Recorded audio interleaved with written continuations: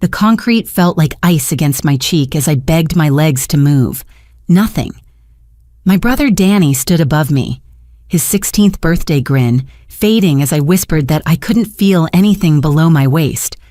Dad's voice boomed across our backyard barbecue. "Walk it off, stop being a baby." Mom rushed over not to comfort me but to scold me for ruining Danny's special day. 50 guests watched as I lay motionless, everyone believing I was throwing another dramatic tantrum. Saturday morning arrived with that dry Arizona heat that makes your skin feel tight before 9 a.m. I pulled into the driveway of my childhood home in suburban Phoenix, already dreading the next 8 hours of Danny's birthday celebration.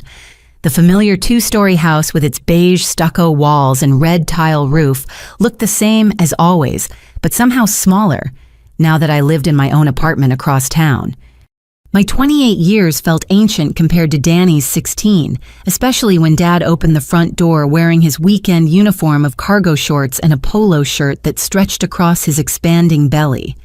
Robert Caldwell had always been a big man, but retirement from construction work had added another 30 pounds to his 6-foot frame. "Ivy's here," he called over his shoulder without looking at me. No hello, no hug, just an announcement like I was a package delivery.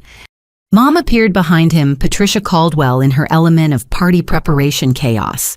Her graying brown hair was pulled back in a messy bun, and flour dusted her navy blue apron.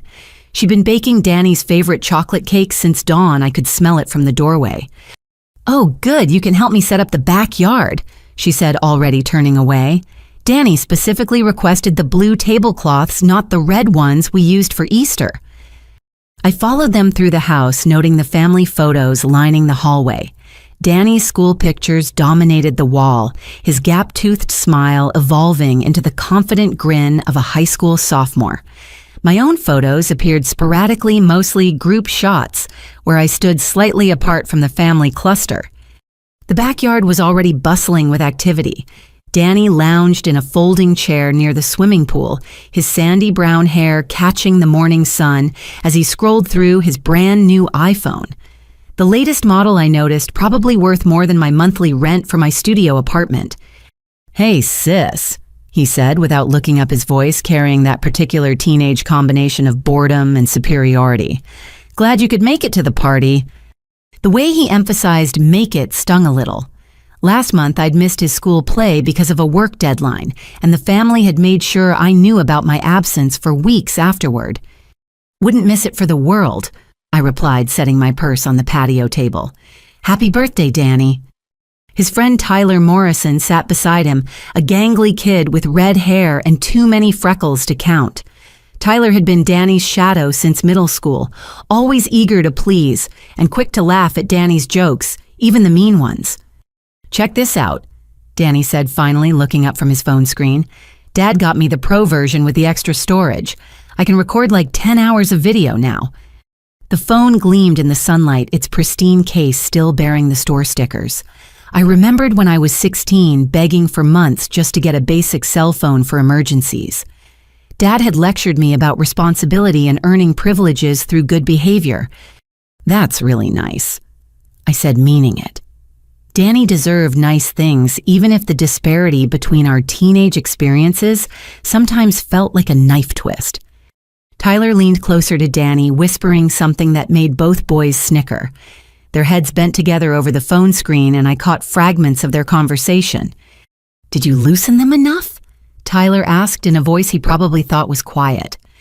"Yeah, 3 full turns on each one," Danny replied, his eyes bright with mischievous excitement. "It's going to be epic when she tries to show off later." Their words didn't immediately register as concerning. Danny had always been a prankster, and teenage boys seemed to find humor in the strangest places. I turned my attention to helping Mom arrange the party decorations, hanging blue streamers from the patio umbrella and setting up folding tables around the pool area. Extended family began arriving around noon. Uncle Marcus brought his wife Susan and their twin daughters, 8-year-old girls who immediately gravitated toward the swimming pool, despite the early season coolness. Aunt Linda came with her latest boyfriend, a quiet man named Steve, who seemed overwhelmed by the Caldwell family energy. The neighborhood friends followed along with Danny's classmates and their parents. Our backyard filled with the comfortable chaos of a suburban birthday party. Hamburgers sizzled on Dad's Pride and Joy gas grill, a massive stainless steel contraption he'd installed 2 summers ago. The pool filter hummed its familiar rhythm, while children's laughter echoed off the house walls. I found myself gravitating toward Uncle Marcus, Dad's younger brother, who had always been kinder to me than the rest of the family. He worked as an accountant and possessed a gentle demeanor that contrasted sharply with Dad's boisterous personality. "How's the marketing job treating you?" he asked, genuine interest warming his brown eyes. "Pretty well," I replied, grateful for adult conversation that didn't involve party logistics. "I just landed a big client, actually, a tech startup that wants to rebrand their whole image." "That sounds exciting. You always were the creative one in the family." Before I could respond, Dad's voice boomed across the yard. "Ivy, get over here. Mrs. Henderson was just asking about your gymnastic days." My stomach clenched.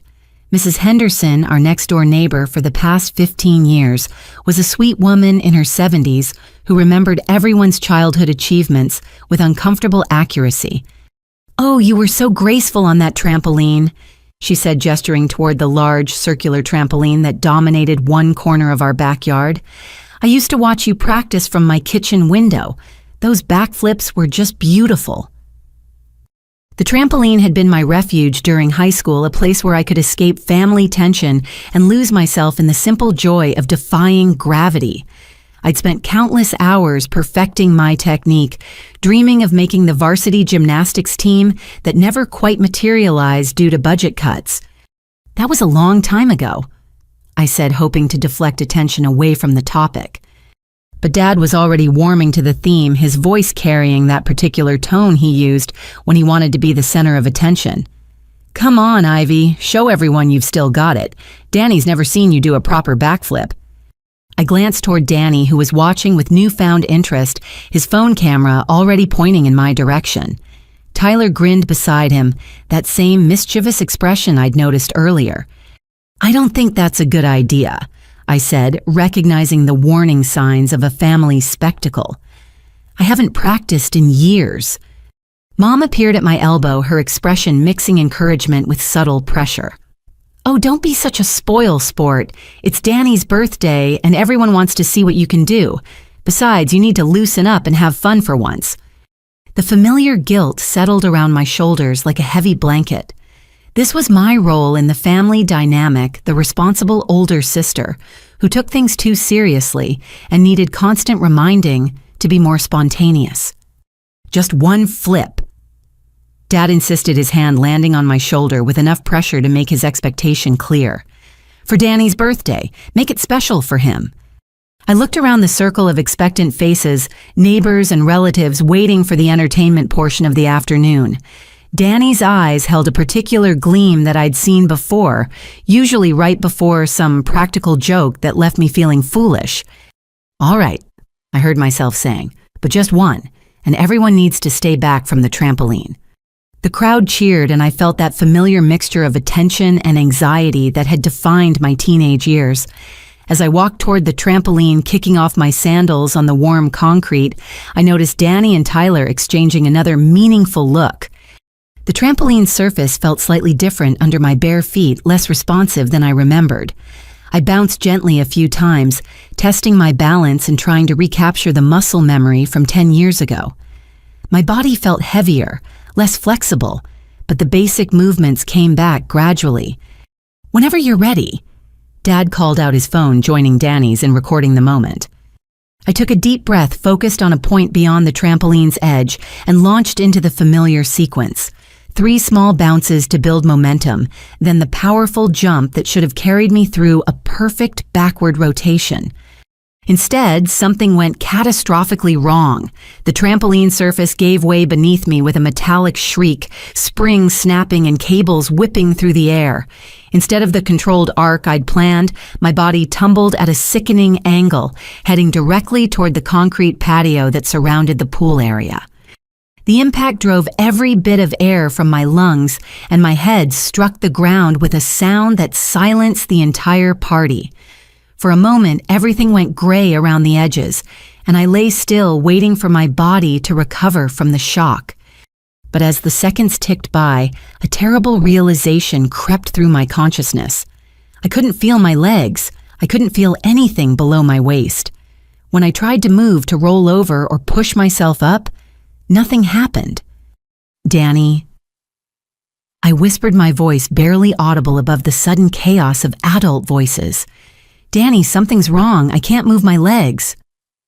The silence that followed my whispered words felt heavier than the Arizona heat, pressing down on our backyard.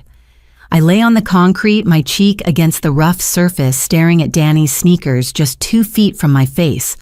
The bright white leather was unmarked, pristine, like everything else he owned. "Come on, Ivy." Dad's voice cut through the stillness, carrying that familiar edge of irritation. "This isn't funny anymore. Get up." I tried to explain that I wasn't joking, that something had gone terribly wrong with my body, but my voice came out as barely more than a breath.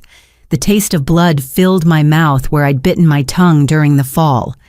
Mom's shadow fell across my face as she knelt beside me, but her touch on my shoulder felt clinical rather than comforting. "Ivy, honey, you're scaring the children. This really isn't the time or place for one of your episodes." Episodes. The word hit me like a physical blow. Throughout my childhood, anytime I'd gotten genuinely hurt or upset, Mom had dismissed it as attention-seeking behavior. A sprained wrist from falling off my bike became an episode. Food poisoning that kept me home from school was an episode. Even when I'd cried at my high school graduation because none of my family had shown up, that too had been labeled dramatic overreaction. "Please," I managed to say louder this time. "I really can't feel my legs. Something's wrong with my back." Tyler Morrison shifted nervously beside Danny, his freckled face pale despite the heat. "Maybe we should call someone," he said in a voice that cracked mid-sentence. "She doesn't look right." Danny finally spoke, but his words chilled me more than the concrete beneath my cheek. "She's fine. She always does stuff like this when she wants attention. Remember last Christmas when she claimed she was allergic to something in dinner? That had been real, too. I discovered a shellfish allergy the hard way during Mom's seafood casserole experiment, but my hives and difficulty breathing had been attributed to stress and drama-seeking, until Uncle Marcus drove me to urgent care. Mrs. Henderson appeared at the edge of my vision, her wrinkled hands twisted together with worry. "Robert, something isn't right here. Look at how she's lying. That's not normal." Dad's response came sharp and defensive. "Martha, I appreciate your concern, but we know our daughter. Ivy's been pulling stunts like this since she was 12 years old. She'll be up and walking around in 5 minutes, just you watch." But the minutes crawled by and I remained motionless on the concrete. The party guests stood in an uncomfortable circle around me, unsure whether to stay or leave. Someone's child started crying, confused by the adult tension that had suddenly replaced birthday celebration joy. Uncle Marcus pushed through the crowd, his accountant's methodical nature taking over. "This has gone on long enough," he said, pulling out his cell phone. "I'm calling 911. "You absolutely are not." Dad snapped, his voice rising to that dangerous level I remembered from childhood arguments. "We're not turning my son's birthday party into a circus because Ivy decided to throw a tantrum." "Robert, look at her," Uncle Marcus insisted. "Really look at her. Something's genuinely wrong here." I tried to turn my head to see Uncle Marcus to communicate that he was right, but even that small movement sent lightning bolts of pain through my skull. The world tilted sideways and I tasted bile rising in my throat. Mrs. Henderson had moved closer during the family argument, and I felt her cool hand touch my forehead. "Sweetheart, can you wiggle your toes for me?" I concentrated with everything I had, willing my feet to move. Nothing. Not even the smallest sensation of muscle response. Terror began to replace confusion as the reality of my situation settled in. "I can't," I whispered to Mrs. Henderson. "I can't move anything." She straightened up with surprising speed for a woman her age. "That's it. I'm calling for help whether you like it or not, Robert." The argument that followed blurred together in my memory, voices rising and overlapping as family loyalty clashed with common sense. Mom accused Mrs. Henderson of interfering in private family matters. Dad threatened to ban her from future neighborhood gatherings. Uncle Marcus stood his ground about calling emergency services, while Tyler Morrison looked like he wanted to disappear into the ground. Through it all, Danny remained strangely quiet, his earlier smirk replaced by something harder to read. He kept glancing between me and the damaged trampoline his new phone clutched tight in his hands. Mrs. Henderson ignored the family chaos and walked purposefully toward her house to make the call. 3 minutes later, the distant wail of sirens began to echo through our neighborhood. The first responder to arrive was a paramedic named Sarah Chen, a compact woman in her 30s, who moved with professional efficiency. She pushed through the cluster of party guests without ceremony, her trained eyes immediately assessing my position and condition. "Can you tell me your name?" she asked, kneeling beside me with a medical bag that smelled of antiseptic and leather. "Ivy Caldwell." I replied, grateful to have someone who seemed to take my situation seriously. Sarah's hands moved gently over my head and neck, checking for obvious injuries while she continued her assessment. "Ivy, I need you to try moving your fingers for me. Can you make a fist?" I could. My hands responded normally, which somehow made the complete absence of sensation below my waist even more terrifying. "Good. Now try to move your legs just a little bit." I concentrated until sweat beaded on my forehead, but my legs might as well have belonged to someone else entirely. Sarah's expression grew grave as she checked my pupils with a small flashlight. Whatever she saw there made her reach for her radio with urgent efficiency. "Dispatch, this is Unit 7-4. I need immediate trauma response and police backup to 247 Saguaro Drive. We have a potential spinal injury with concerning neurological signs." Police backup. The word sent a chill through the gathered crowd that had nothing to do with the evening air beginning to cool around us. Dad stepped forward, his face flushed with anger and embarrassment. "Officer, there's been a misunderstanding. This is a family matter and we don't need police involved in our business." Sarah looked up from her examination with steel in her voice. "Sir, when we have a potential serious injury involving a damaged piece of equipment, we follow protocol. Please step back and let me do my job." As if to emphasize her point, she turned her attention back to me, checking my pupils again with obvious concern. "Ivy, I'm seeing some uneven pupil response which suggests possible head trauma, in addition to the spinal injury. We're going to get you to the hospital right away." The word spinal hit the party guests like a physical blow. Conversations stopped mid-sentence, and even the children seemed to sense that something terrible had happened to their afternoon celebration. Sarah spoke into her radio again. "Also request supervisor and detective to scene. I'm observing evidence of equipment tampering that may have contributed to this injury." Equipment tampering. My blood turned to ice as the implication sank in. This hadn't been an accident or equipment failure. Someone had deliberately sabotaged the trampoline. I turned my head just enough to catch Danny's expression, and what I saw there confirmed my worst fears. Guilt panic and the dawning realization that his epic prank had gone catastrophically wrong. The approaching sirens grew louder, promising help and answers, but also the end of whatever normal life I'd built for myself over the past 10 years. As I lay motionless on the concrete surrounded by the ruins of a birthday party and a family that still refused to believe my pain was real, I couldn't have imagined how much worse things were about to become. The ambulance ride to Phoenix General Hospital passed in a blur of medical terminology and urgent radio chatter. Sarah, the paramedic, maintained steady pressure on my neck with a stabilization collar, while her partner navigated through Saturday afternoon traffic with lights and sirens clearing the way. "Ivy, I need you to stay awake for me," Sarah said, her voice cutting through the fog that kept trying to claim my consciousness. "Tell me about your job.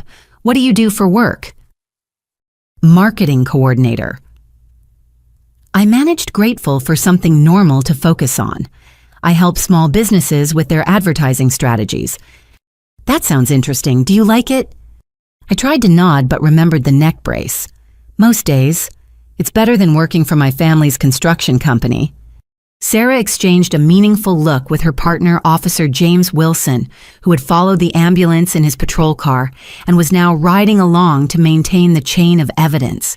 He was a tall man with graying temples who radiated the calm authority of someone accustomed to crisis situations.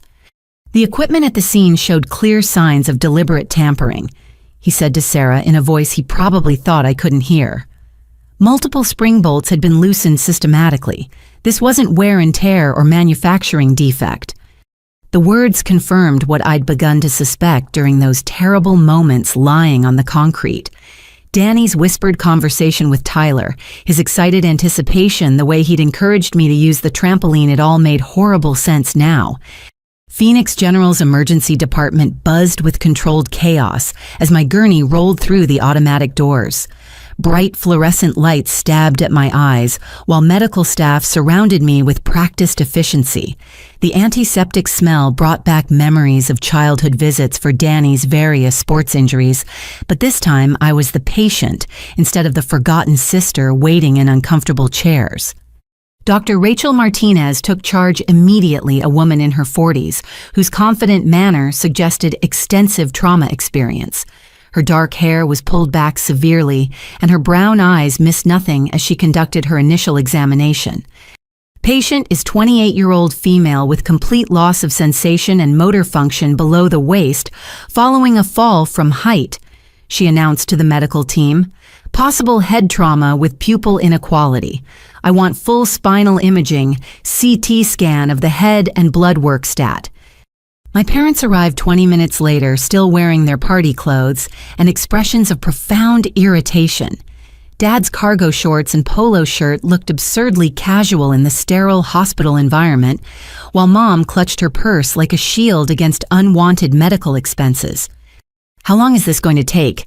Dad asked the registration clerk, his voice carrying across the waiting area. "We have guests to get back to, and my son's birthday party isn't over yet." Mom approached my gurney with the same energy she'd used to criticize my party planning earlier. "Ivy, this has gone far enough. You've completely ruined Danny's special day, and now you're embarrassing the whole family with this hospital nonsense." Dr. Martinez looked up from my chart with an expression that could have frozen water. "Excuse me, are you this patient's family?" "We're her parents," Dad said, puffing out his chest in preparation for asserting parental authority. "And we want to know when we can take her home. This whole situation has been blown way out of proportion. Mr. Caldwell, your daughter, has suffered what appears to be a serious spinal injury. She's not going anywhere until we determine the full extent of her condition." "Spinal injury," Mom repeated with a laugh that held no humor. "Doctor, you don't know Ivy like we do. She's been pulling dramatic stunts like this since she was a child. There's nothing wrong with her that some attention won't cure." I wanted to scream at them to demand they listen to the medical professional instead of dismissing my pain as performance art. But the sedative they'd given me for the imaging tests was making everything feel distant and underwater. Dr. Martinez's voice carried new steel when she responded. "Mrs. Caldwell, your daughter is showing clear neurological deficits consistent with spinal cord trauma. This is not a behavioral issue or attention seeking. This is a medical emergency." Behind them, I could see Officer Wilson interviewing Tyler Morrison in the hallway. Tyler's parents flanked him, their faces pale with shock as their son's words tumbled out in a rush of confession and terror. "He said it would just make her bounce funny," Tyler was saying, his voice carrying despite the family's attempts to whisper. "Danny researched it online. He knew exactly which bolts to loosen to make the spring snap when someone jumped hard enough." The words hit my parents like physical blows. Mom's face went white and Dad's mouth opened and closed without sound. Dr. Martinez had been listening too, and she excused herself to speak with Officer Wilson. Their conversation lasted several minutes, punctuated by pointing toward evidence bags that contained bolts and springs from our backyard trampoline. When she returned, Dr. Martinez's demeanor had shifted into something more formal and cautious. "Mr. and Mrs. Caldwell, I need to inform you that we're required to report this incident to Child Protective Services and the District Attorney's Office. The evidence suggests this injury resulted from deliberate sabotage rather than an accident. That's ridiculous. Dad blustered, but his voice lacked its earlier conviction. Danny's just a kid. Kids play pranks. This is all being blown out of proportion by people who don't understand teenage behavior. Mom tried a different approach, reaching for my hand with sudden maternal concern. Ivy, honey, you know Danny didn't mean to hurt you. He was just being playful. You're not really going to press charges against your own brother, are you? The question hung in the air between us, loaded with years of family dynamics and unspoken expectations. Even lying on a hospital gurney, unable to feel half my body, I was being asked to protect Danny from the consequences of his actions. But before I could respond, Dr. Martinez returned with a manila folder thick with test results. Her expression was grim as she pulled up a chair beside my bed. Ivy, I have your imaging results. I need to be completely honest with you about what we found.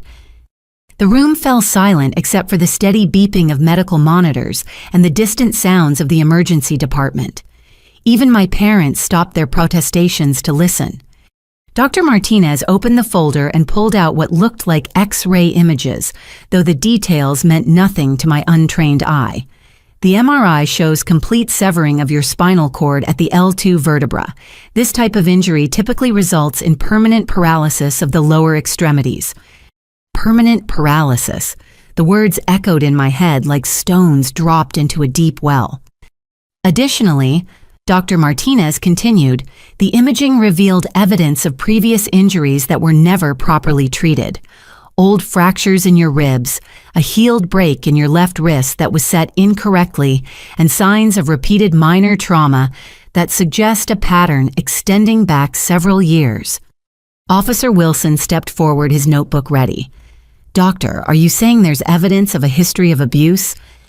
I'm saying there's medical evidence of multiple untreated injuries that raise questions about the level of care this patient has received. I'm legally obligated to report these findings to the appropriate authorities. The implications crashed over the room like a tsunami. Mom began crying, but whether from grief or fear was impossible to determine. Dad's face cycled through anger, disbelief, and something that might have been shame. From the hallway came the sound of Danny's voice, higher pitched than usual, as another officer interviewed him about his prank planning. Every word carried clearly through the thin hospital walls. I just wanted to embarrass her a little, he was saying. She always acts like she's so much better than everyone else. You know, I thought if she fell funny or couldn't do her stupid flip, people would stop talking about how great she used to be. Even through my medication haze, the casual cruelty of his words cut deep. This hadn't been a momentary lapse of judgment or innocent prank gone wrong. This had been calculated humiliation that had destroyed my life as completely as any weapon. Dr. Martinez closed the folder and looked directly at my parents. I'm admitting Ivy for extended observation and treatment planning. Social services will be conducting interviews with all family members over the next few days. I strongly suggest you contact an attorney. The word attorney seemed to flip a switch in Dad's brain. All his bluster and denial evaporated, replaced by the cold calculation of a man realizing he might face serious legal consequences. We want to see Danny, he said, right now, and we're not answering any more questions without legal representation. As my parents hurried from the room to find my brother, I lay in the hospital bed processing the magnitude of what had just happened. Not only was I permanently paralyzed, but the family dysfunction I'd spent years trying to ignore was about to be exposed to the legal system. Dr. Martinez remained beside my bed, her expression softening now that we were alone. Ivy, I know this is overwhelming, but I want you to know that you're not alone in this. We have resources, support systems, and legal advocates who can help you navigate what comes next. I tried to respond, but the words caught in my throat. The girl who had gotten up that morning planning to endure a few hours of family obligation would never walk again. And somehow, that wasn't even the worst part of this nightmare. The worst part was that deep down, I wasn't entirely surprised. Sunday morning brought a parade of medical specialists to my hospital room, each offering a different piece of the devastating puzzle that my life had become. Dr. Martinez arrived first, accompanied by Dr. Kevin Ross, a neurologist, whose gentle manner couldn't soften the brutal facts he delivered. The MRI confirms complete transaction of the spinal cord. Dr. Ross explained, pointing to images on his tablet that looked like abstract art to me.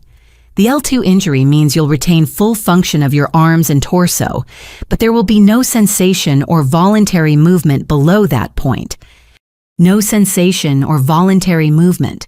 The clinical language made it sound almost manageable, but the reality sat in my chest like a lead weight. I would never feel sand between my toes again, never run for a bus, never dance at a wedding. How complete is complete? I asked, surprised by how steady my voice sounded. Dr. Ross hesitated the pause, telling me everything I needed to know.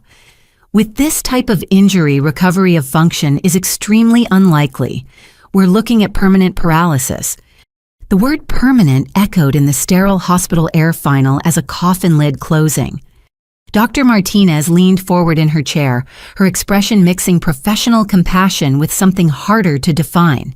Ivy, there's something else we need to discuss. When we examined the older injuries visible on your scans, we found patterns that concern us. She produced a different set of images pointing to areas that glowed white against the dark background. This rib fracture happened approximately 4 years ago and was never properly set. These stress fractures in your left wrist show evidence of repeated impact trauma. There are also signs of previous concussion damage that was never diagnosed or treated. I stared at the screen memories flooding back with uncomfortable clarity. The rib injury had happened during Danny's 13th birthday party when his wrestling demonstration with his friends had gotten out of hand. I'd been knocked into the pool's concrete edge hard enough to see stars, but Dad had insisted I was fine after I got my breath back. The wrist fractures were from last Christmas when I'd slipped on ice while carrying packages to my car after our family gathering. Mom had given me ibuprofen and told me to stop complaining about minor aches and pains. Why is this relevant now? I asked, though part of me already knew the answer. Dr. Martinez exchanged a look with Dr. Ross before responding. IV medical professionals are mandated reporters. When we see patterns of untreated injuries, especially in conjunction with current trauma, that appears to be the result of deliberate harm, we're legally required to report our concerns to authorities. The implications hit me like cold water. Not only was I facing permanent disability, but my family's years of neglect and dismissal were about to become part of a criminal investigation. A soft knock interrupted my thoughts, and Officer Wilson appeared in the doorway. Behind him stood a woman I didn't recognize, a professional-looking Hispanic woman in her 40s, carrying a briefcase and wearing the kind of confident expression that suggested legal training. "Miss Caldwell, this is Detective Linda Foster," Officer Wilson said. "She'll be handling the investigation into your brother's actions and the circumstances surrounding your injury." Detective Foster approached my bed with measured steps, her dark eyes taking in the medical equipment and my obvious condition. "Miss Caldwell, I'm sorry to meet you under these circumstances. I understand you're dealing with a lot right now, but I need to ask you some questions about what happened yesterday." "Before we begin," Dr. Martinez interjected, "I should inform you that we've discovered evidence of multiple previous untreated injuries that raise additional concerns." Detective Foster's expression sharpened with interest. "What kind of evidence?" Dr. Ross pulled up the images on his tablet again, walking through the catalog of old injuries with clinical precision. With each revelation, Detective Foster's notes grew more detailed, her questions more pointed. "Miss Caldwell, can you tell me about these previous incidents? When they occurred, how your family responded, whether you received medical attention?" The questions opened a floodgate of memories I'd spent years trying to forget. The family camping trip where I'd fallen from a climbing tree and limped for weeks while Dad insisted I was exaggerating. The high school graduation party where I'd gotten food poisoning that turned out to be an allergic reaction dismissed as attention-seeking until I passed out.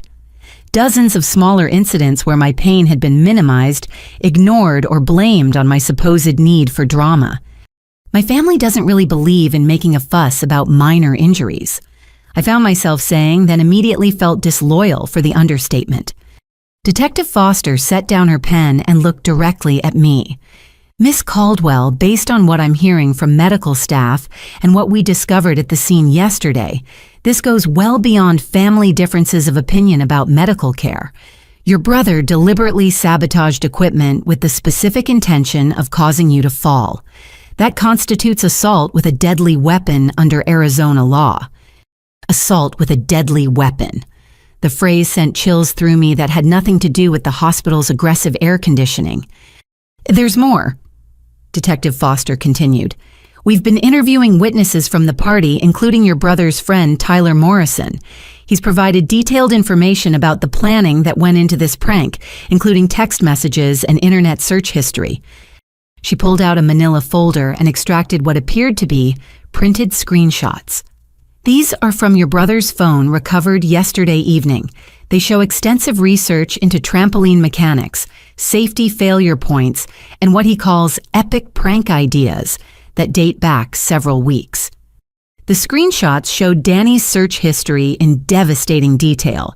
Videos titled Trampoline Fails Compilation and How to Make Someone Fall Funny, mixed with more technical searches about spring tension and weight distribution. Most disturbing were the notes he'd typed into his phone describing his plans to teach Ivy a lesson about showing off and make her look stupid in front of everyone. He planned this. I whispered the evidence making denial impossible. Extensively, Detective Foster confirmed. But here's what concerns me most. According to Tyler Morrison's statement, this wasn't the first time your brother has planned pranks specifically targeting you. He described several previous incidents where your brother deliberately caused you minor injuries, always with your parents' knowledge and tacit approval.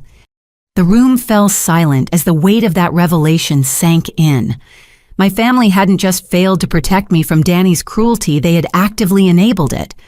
Dr. Martinez broke the silence with professional gentleness. Ivy, I need to ask directly. Have you ever felt safe in your family home?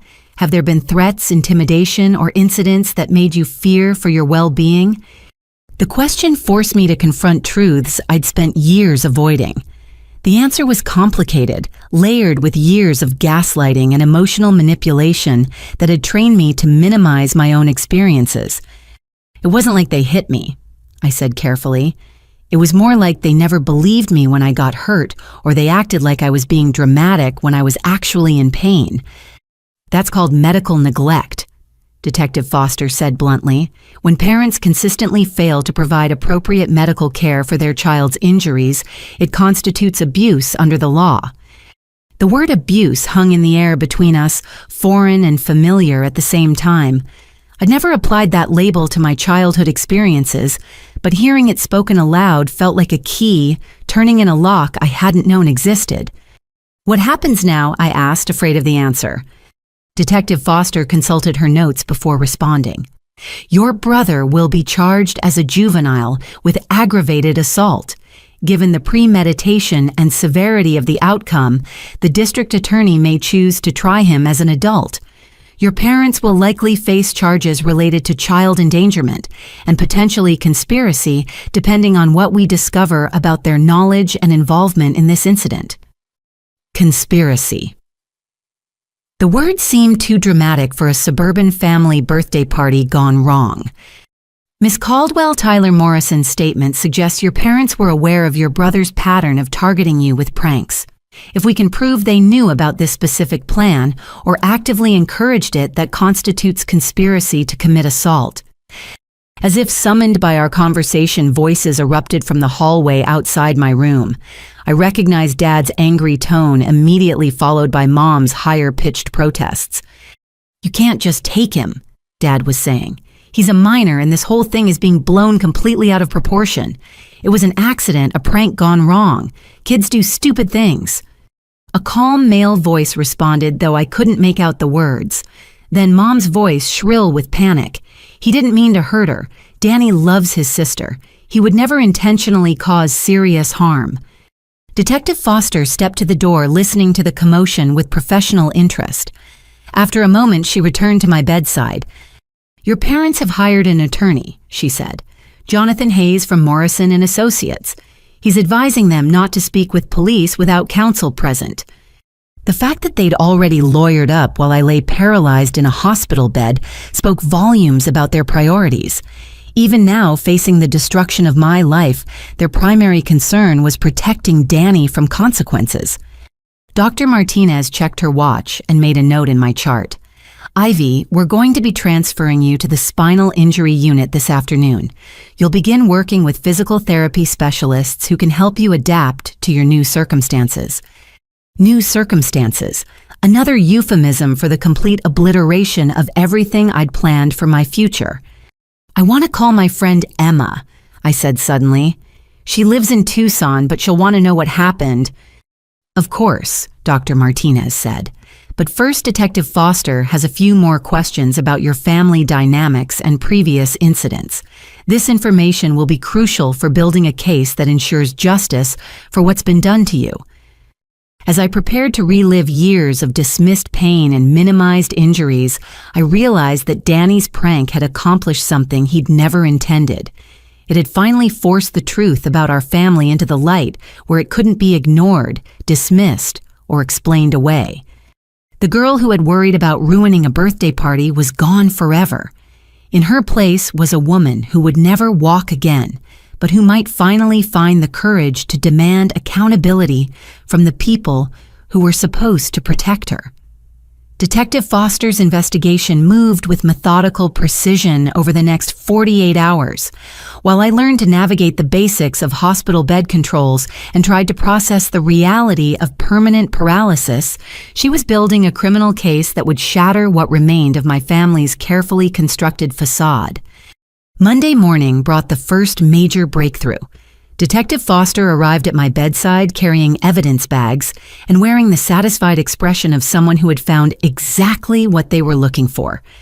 "Ivy, we executed a search warrant on your parents' home yesterday evening," she said, settling into the visitor's chair that was becoming as familiar as my own wheelchair. "What we discovered in your brother's room goes far beyond a simple prank gone wrong." She opened her laptop and turned the screen toward me, revealing screenshots of text messages that made my blood run cold. "These are from Danny's phone dating back 3 months, Detective Foster explained. "He's been planning what he calls Operation Humble Ivy since February, right after your promotion at work made the family newsletter your mother sends to relatives." The messages showed a level of calculation that was genuinely frightening. Danny had researched not just trampoline mechanics, but also spinal injuries and their symptoms. He'd watched YouTube videos about paralysis, seeming to understand exactly what kind of damage he might cause. "Look at this exchange with Tyler Morrison from 2 weeks ago," Detective Foster said, scrolling to a particularly damning conversation. "Danny found the perfect weakness point. 3 bolts loosened exactly right will make the whole spring assembly fail when someone lands hard enough." "Tyler, dude, that sounds really dangerous. What if she gets actually hurt?" "Danny, she deserves it for always acting like she's so much smarter than everyone. Maybe some time on her ass will teach her humility." "Tyler, your parents will freak if something bad happens." "Danny, they won't care. They're always telling her to stop being so dramatic anyway. They'll probably thank me for proving their point." The casual cruelty of his words hit me harder than any physical blow. This hadn't been teenage thoughtlessness or a moment of poor judgment. This had been months of premeditated planning to cause me serious harm. "There's more," Detective Foster said, pulling up another folder. "We found a notebook in his desk drawer with detailed plans for what he calls teaching Ivy lessons. This trampoline incident was apparently just the latest in a series of escalating pranks designed to humiliate and injure you. The notebook pages she showed me read like a manual for psychological warfare. Danny had cataloged my fears, insecurities, and vulnerabilities with the precision of a military strategist. He'd planned pranks targeting my job, my apartment, even my few close friendships, all designed to systematically destroy my confidence and independence. "Have you shown this to my parents?" I asked, though part of me dreaded the answer. We tried. Their attorney advised them not to review any evidence or make any statements until they've had time to prepare their defense strategy. Their defense strategy. Even now, with incontrovertible proof of Danny's malicious intent spread across a hospital table, they were more concerned with legal protection than with acknowledging what had been done to me. A soft knock interrupted my thoughts, and Emma Rodriguez appeared in the doorway. My best friend since college looked exactly as I remembered, her dark hair pulled back in a practical ponytail and worry lines creasing her normally cheerful face. She'd driven 4 hours from Tucson the moment she received my call. "Jesus, Ivy," she breathed, taking in the medical equipment and my obvious condition. "How are you holding up?" "I've been better." I managed, grateful for the first genuinely supportive presence I'd felt in days. Emma pulled a chair close to my bed, her brown eyes filling with tears she tried to hide. "I saw the news coverage. They're calling it a prank gone wrong, but that detective who called me made it sound much more serious." Detective Foster introduced herself and briefly explained the scope of the investigation. As Emma listened to the evidence of premeditation and systematic planning, her expression shifted from sympathy to barely controlled rage. "You're telling me this was intentional? That little psychopath planned to paralyze his own sister?" The evidence suggests he understood the potential for serious injury and proceeded anyway. Detective Foster confirmed. Under Arizona law, that constitutes aggravated assault with a deadly weapon, even though he's a minor. Emma turned to me with the fierce protectiveness that had characterized our friendship for 8 years. "Ivy, please tell me you're pressing charges. Please tell me you're not going to let them convince you this was some kind of accident." The question forced me to confront something I'd been avoiding since the investigation began. Part of me still felt guilty about the destruction my injury was bringing to the family, still heard Mom's voice calling me dramatic and attention-seeking. "I don't know," I admitted. "They're my family, Emma. Danny's just 16. I keep thinking maybe there's a way to handle this without destroying everyone's lives." Emma's response was swift and uncompromising. "Ivy, he destroyed your life. He researched how to paralyze you and then did it deliberately. That's not family dysfunction, that's criminal assault." Detective Foster leaned forward, her voice gentle but firm. "Ivy, I understand this is difficult, but you need to know that this case will proceed regardless of your personal feelings. We have enough physical evidence and witness statements to prosecute without your cooperation, though your testimony would certainly strengthen the case." The weight of that knowledge settled over me like a heavy blanket. The legal system had taken control of the situation, removing the burden of choice that my family had always placed on my shoulders. "There's something else you should know," Detective Foster continued. "We've been in contact with the district attorney's office about potentially charging your parents as well." "My parents? But they weren't involved in the trampoline sabotage." "No, but they were present when it happened and failed to seek appropriate medical care despite obvious signs of serious injury. More importantly, Tyler Morrison's statement suggests they were aware of Danny's pattern of targeting you with increasingly dangerous pranks and not only failed to stop him, but actively encouraged his behavior." She pulled out another folder, this one containing witness statements from party guests. "Multiple attendees have come forward to describe your parents' reaction to your injury. Their immediate assumption that you were faking their resistance to calling emergency services their priority of protecting the party over your welfare. It all supports a pattern of negligent parenting that rises to the level of criminal child endangerment." Emma grabbed my hand with surprising strength. "Ivy, do you remember when you called me last Christmas? You'd hurt your wrist and were in obvious pain, but your family accused you of ruining dinner by carrying on about it." I nodded, remembering the humiliation of being treated like a burden for needing medical attention. You drove yourself to urgent care with what turned out to be 2 broken bones, Emma continued.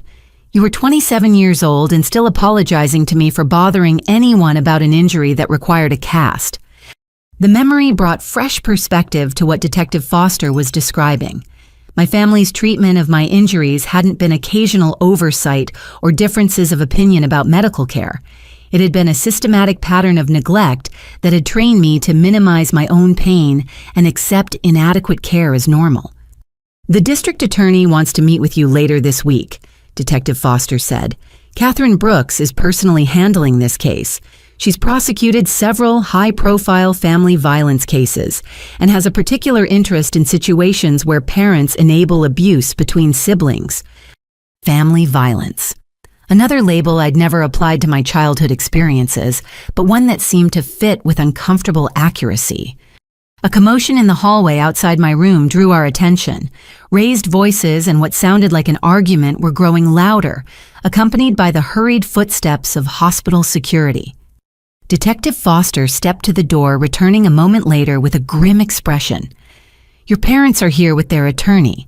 They're demanding to see you, claiming they have a right to visit their injured daughter. Do they? I asked, suddenly terrified at the prospect of facing them, armed with the knowledge of Danny's true intentions.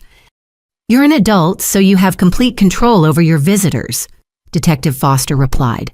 But I should warn you that anything they say in your presence could be used as evidence if they choose to discuss the case. Emma squeezed my hand supportively. You don't have to see them if you're not ready. The offer of choice felt foreign after years of family obligation and guilt manipulation. For once, I could prioritize my own needs without worrying about disappointing anyone or causing family drama. I think I need to see them, I said finally. I need to understand what they're thinking, how they're processing what Danny did. Detective Foster nodded with professional understanding. I'll be right outside if you need anything. Remember, you don't owe them explanations or forgiveness. You're the victim here, not the problem. As Emma helped me adjust my position in the hospital bed and Detective Foster stepped into the hallway, I braced myself for the first conversation with my parents since learning the truth about Danny's calculated cruelty. The scared, guilty daughter who had worried about ruining birthday parties was giving way to something harder and more determined. Whatever happened next, I would not allow them to minimize this injury or manipulate me into protecting Danny from consequences he'd earned through months of deliberate planning. For the first time in my life, the truth was documented, witnessed, and backed by legal authority that couldn't be dismissed or ignored. My parents entered the hospital room like actors taking the stage for a performance they'd rehearsed extensively. Dad wore his best khakis and a button-down shirt I'd only seen at church, while Mom clutched a bouquet of grocery store flowers that looked wilted despite their recent purchase. Ivy, sweetheart. Mom said, her voice carrying the artificial warmth I remembered from childhood apologies. We've been so worried about you. The endearment felt like sandpaper against my ears. She hadn't called me sweetheart since I was 12 years old, and only then when other people were listening. Dad positioned himself at the foot of my bed with the authoritative stance he'd used throughout my childhood to deliver lectures about responsibility and family loyalty. We need to talk about this situation with Danny. Things have gotten completely out of hand. You mean the situation where Danny deliberately sabotaged equipment to paralyze me? I asked, surprised by the steadiness of my own voice. Mom flinched as if I'd slapped her. Ivy, you know that's not what happened. Danny made a mistake, yes, but calling it deliberate is just cruel. He's devastated about your accident. It wasn't an accident, Mom. The police have evidence. Danny planned this for months. Dad's face flushed the familiar red that preceded his legendary temper explosions. That's enough.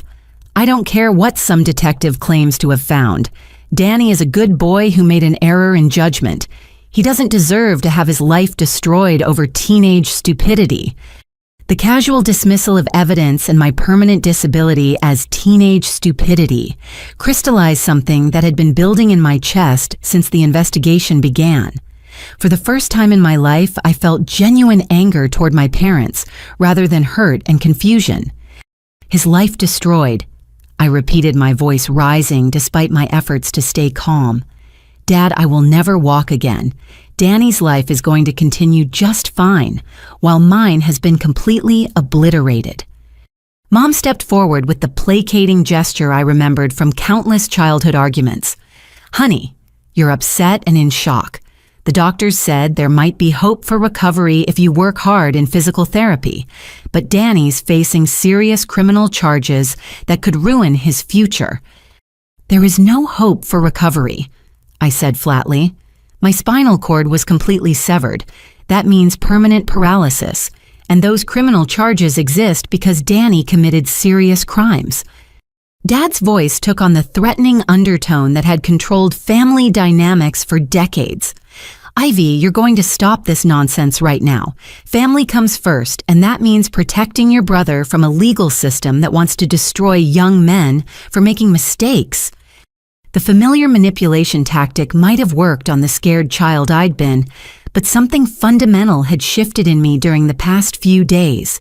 The daughter who had spent years apologizing for taking up space was being replaced by a woman who refused to minimize attempted murder as a mistake. Get out, I said quietly. What? Mom asked, clearly not having heard what she expected. Get out of my room, both of you, right now. Dad's face went from red to purple. Young lady, you don't get to dismiss your parents when we're trying to have a reasonable conversation about family responsibility. I said, get out. I shouted loud enough to bring hospital staff running. Emma appeared in the doorway with Detective Foster close behind both women, taking in the scene with practiced assessment. Mom was crying into her wilted flowers, while Dad stood rigid with the kind of rage that had intimidated me throughout childhood. Is there a problem here? Detective Foster asked, her hand resting casually on the radio clipped to her belt. My daughter is having some kind of breakdown, Dad announced, as if my anger were a medical condition requiring intervention. She's not thinking clearly and needs family support, not legal interference. Detective Foster looked directly at me. Ivy, do you want your parents to leave? Yes, immediately. You heard her, Detective Foster said to my parents, her voice carrying unmistakable authority. This is private property and the patient has requested that you leave. If you don't go, voluntarily, hospital security will escort you out. Mom tried one last manipulation, turning to me with tears streaming down her face. Ivy, please don't let strangers turn you against your family. We love you and we're trying to protect everyone from this terrible situation. You're not protecting me, I replied, my voice steady despite the emotion churning in my chest. You never have, and if you loved me, you would care more about my permanent disability than Danny's criminal charges. Dad started to respond, but Detective Foster stepped between him and my bed. Mr. Caldwell, you need to leave now. Any further contact with your daughter needs to go through your attorney. As my parents were escorted from the room, Mom turned back with one final attempt at guilt manipulation. He's your baby brother, Ivy. How can you destroy him like this? The words hung in the air after they left, encapsulating years of family dynamics that had taught me to prioritize everyone else's well-being over my own. But for the first time in my life, I felt no guilt about refusing to sacrifice myself for family peace. Emma closed the door and returned to my bedside with fierce protectiveness written across her features. I am so proud of you for standing up to them. That took incredible courage. I don't feel courageous, I admitted. I feel like I'm burning bridges I might need someday. Ivy, those bridges were built on quicksand, Emma said bluntly. A real family would be devastated about your injury and focused on your recovery, not pressuring you to protect your attacker from consequences. Detective Foster consulted her notes before speaking. I should inform you that your parents' visit here was likely coached by their attorney as an attempt to gauge your willingness to cooperate with their defense strategy. What do you mean? If they could convince you to minimize what happened or express forgiveness for Danny's actions, that could be used to undermine the prosecution's case. Your refusal to play that role actually strengthens our position considerably. The calculated nature of their visit made perfect sense in retrospect. Even my parents' emotional appeals had felt rehearsed, like lines from a script designed to manipulate rather than genuine expressions of concern. "There's something else I need to tell you," Detective Foster continued. "We received some interesting information from your Uncle Marcus this morning. He called our tip line with concerns about your family's financial situation." She pulled out a new folder, this one containing financial documents that meant nothing to my untrained eye. "According to your uncle, there's a trust fund that was established for you by your grandmother before she died. Your parents have been managing it since you turned 18, but they've never mentioned its existence to you." A trust fund. The revelation hit me like cold water, bringing back memories of overheard conversations about Grandma Ruth's will and Dad's mysterious improvement in family finances around the time I graduated high school. "How much money are we talking about?" I asked. Detective Foster consulted the documents. According to the bank records we subpoenaed, the original trust was worth approximately $150,000 when it was established 8 years ago. With interest and investment growth, it should be worth significantly more now. $150,000. Money that could have paid for my college education without student loans helped me buy a house, instead of renting a studio apartment, provided the financial security I'd struggled to build throughout my 20s. "But here's where it gets interesting," Detective Foster continued. "Your uncle provided bank statements showing regular withdrawals from the trust account over the past several years, supposedly for your benefit. However, the money appears to have been used for Danny's expenses, including his new phone sports equipment and a college fund your parents established in his name. Trust fund theft. The phrase echoed in my head as the full scope of my family's betrayal became clear. Not only had they enabled Danny's systematic abuse, they had stolen my financial independence to fund his privileged lifestyle. Emma's reaction was swift and furious. "They've been stealing from you for years while watching you struggle to pay rent and student loans. That's beyond family dysfunction. That's criminal fraud. Your uncle seems to think the total amount stolen could exceed $300,000 when you factor in lost investment income," Detective Foster said. "He's been suspicious about your parents' sudden improvement in lifestyle and Danny's expensive possessions, but he didn't feel comfortable confronting his brother without proof." $300,000. The number was large enough to change everything about my future prospects, especially now that I face the enormous expenses associated with adaptive equipment and accessible housing. "What can we do about this?" I asked. "We've already contacted the FBI's Financial Crimes Unit. Trust fund fraud falls under federal jurisdiction, which means additional charges beyond the state-level assault case. Your parents are looking at potential federal prison time if they're convicted." The conversation was interrupted by a soft knock on the door. A man in his 50s appeared wearing a hospital volunteer badge and pushing a cart filled with books and magazines. "Sorry to interrupt," he said. "I'm Father Miguel from the hospital chaplaincy program. I heard you might appreciate a visit." Emma looked to me for guidance, and I nodded. After the emotional confrontation with my parents, the presence of someone whose job involved providing comfort rather than gathering evidence seemed appealing. Father Miguel had the kind of gentle manner that suggested years of experience with crisis situations. His graying hair and lined face spoke of wisdom earned through accompanying people through their worst moments. "I don't want to intrude," he said, settling into the visitor's chair with practiced ease. "But I understand you're dealing with some very difficult family circumstances on top of a serious injury." "That's one way to put it," I said, surprised by the relief I felt at talking to someone who wasn't collecting evidence or building legal cases. "Family betrayal often hurts worse than physical trauma," Father Miguel observed. "When the people who are supposed to protect us become the source of our pain, it challenges everything we thought we knew about love and safety." His words captured something I'd been struggling to articulate since learning about Danny's deliberate planning.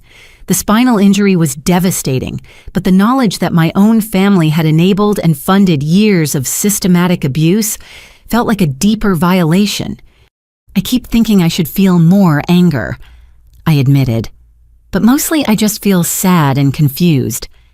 Grief for the family you thought you had is completely normal, Father Miguel said. You're mourning not just your physical capabilities, but also the illusion of parental love and protection that's been stripped away. As Detective Foster gathered her evidence folders and prepared to leave, she turned back with one final piece of information. Ivy, there's going to be a lot of media attention over the next few weeks. The story of deliberate sibling assault combined with parental financial fraud is exactly the kind of case that captures public interest. You might want to consider hiring your own attorney to protect your interests separate from the criminal prosecution. The suggestion of media attention sent a chill through me. I'd spent years trying to avoid being the center of family drama, and now my most private trauma was about to become public entertainment. But as I looked around the hospital room at Emma's supportive presence and Father Miguel's compassionate understanding, I realized that the truth coming to light might be exactly what I needed to finally break free from the family patterns that had defined my life. For the first time since lying motionless on that concrete patio, I felt something that might have been hope.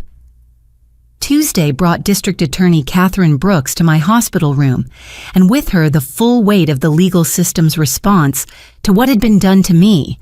She was a tall woman in her 50s with silver hair pulled back in a severe bun and eyes that missed nothing as they took in my condition and the evidence spread across my bedside table. "Miss Caldwell, I'm going to be direct with you," she said, settling into the chair that had become a revolving seat for law enforcement officials. "This case has elements that make it particularly serious under Arizona law. We're not just talking about a teenage prank gone wrong anymore." She opened a briefcase that seemed to contain the entire documented history of my family's dysfunction. "Your brother is facing charges of aggravated assault with a deadly weapon, which carries a potential sentence of 5 to 15 years in adult prison. Given the premeditation and severity of the outcome, my office is prepared to try him as an adult." Adult prison. The phrase sent ice through my veins as I thought about 16-year-old Danny facing the reality of violent criminals and hardened offenders. But the recording your friend helped you make has opened up an entirely new dimension to this case. DA Brooks continued producing a small digital recorder I recognized as Emma's. "When your mother attempted to bribe you into dropping charges, she committed the federal crime of witness tampering." I'd almost forgotten about Mom's desperate visit the day before when she'd offered me $20,000 from Danny's college fund to let this go quietly.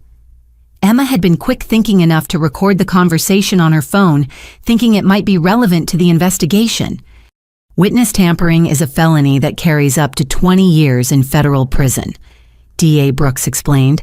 "Combined with the trust fund fraud, Detective Foster discovered your parents are facing serious federal charges, in addition to state-level child endangerment accusations." The scope of the legal consequences was becoming overwhelming. What had started as a backyard accident was metastasizing into a complex criminal case that could destroy multiple lives. "I need you to understand something," DA Brooks said, her voice carrying the authority of someone accustomed to dealing with reluctant witnesses. "This prosecution will proceed regardless of your personal feelings about your family. We have sufficient evidence to convict without your cooperation, though your testimony would certainly strengthen our case." "What if I don't want to testify?" I asked, imagining the trauma of facing Danny and my parents in a courtroom while describing years of abuse and neglect. "That's your choice as the victim, but I want you to consider something. Your brother researched spinal injuries before carrying out this assault. He knew he might paralyze you and proceeded anyway. That's not teenage stupidity, that's attempted murder." Attempted murder. The words hung in the sterile hospital air like a physical presence. If we don't prosecute this case to the full extent of the law, we send a message that family violence is somehow less serious than violence between strangers. Your brother could easily target someone else in the future if he doesn't face real consequences for his actions. The argument was compelling, especially when I considered Tyler Morrison's statement about previous pranks and Danny's notebook full of plans for escalating harassment. This hadn't been an isolated incident, but part of a pattern that would likely continue without intervention. "There's something else you should know," DA Brooks said, pulling out yet another folder. "We've been contacted by the disability rights organization that's been following your case. They want to offer you a position as a spokesperson for family violence survivors with disabilities." The offer was unexpected and overwhelming. I'd been focused on adjusting to basic functions like transferring from bed to wheelchair, and the idea of becoming a public advocate seemed impossibly ambitious. "You don't have to decide immediately," DA Brooks said, recognizing my uncertainty. "But I wanted you to know there are people who see your case as an opportunity to bring attention to a type of abuse that often goes unrecognized." Our conversation was interrupted by a commotion in the hallway that was becoming disturbingly familiar.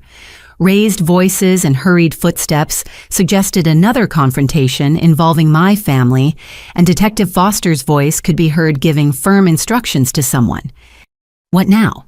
I asked, though part of me already knew. DA Brooks stepped to the door and returned with an expression mixing frustration and grim satisfaction. "Your father was just arrested at Phoenix Sky Harbor Airport attempting to board a flight to Mexico with $50,000 in cash and identification documents that appear to be falsified." The news hit me like a physical blow. Dad had tried to run rather than face the consequences of what his family had done to me. Attempted flight from prosecution is a federal crime that substantially increases his potential sentence, DA Brooks explained. "It also suggests consciousness of guilt that will be very damaging to his defense."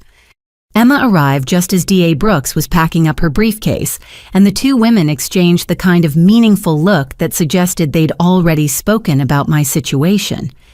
"How are you holding up?" Emma asked, settling into her now customary chair beside my bed. "I feel like I'm drowning in legal terminology and criminal charges," I admitted. "This morning I was Ivy, the marketing coordinator with a difficult family. Now I'm Ivy, the attempted murder victim whose father is a fleeing felon. You're also Ivy, the survivor who's finally going to get justice," Emma said firmly, "and Ivy, the woman who recorded her mother trying to bribe her way out of accountability." The reminder of the recording brought back the moment when Mom had offered me money to protect Danny from his crimes. The casual assumption that I could be bought off with funds stolen from my own trust account seemed especially grotesque in retrospect. "Emma, can I ask you something honestly?" I said. "Always." "Do you think I'm doing the right thing by cooperating with this prosecution, or am I destroying lives out of anger and hurt feelings?" Emma's response was immediate and uncompromising. "Ivy, you didn't start this destruction. Danny did when he spent months planning to paralyze you. Your parents did when they enabled his abuse and stole your money for years. You're not destroying lives, you're finally refusing to protect people who never protected you." Her words echoed something Father Miguel had said during his visit the day before about the difference between forgiveness and enabling continued harm. Real love sometimes required holding people accountable for their actions, even when accountability was painful. "There's something else," Emma said, her voice taking on the conspiratorial tone she used when sharing important news.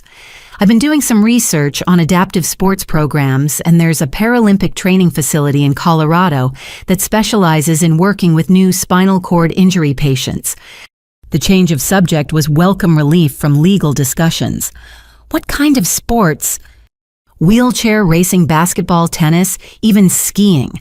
They have athletes who compete at the international level, and they offer training programs for people who want to get serious about competitive sports." The idea of athletic competition seemed impossible from my current position in a hospital bed, but Emma's enthusiasm was infectious.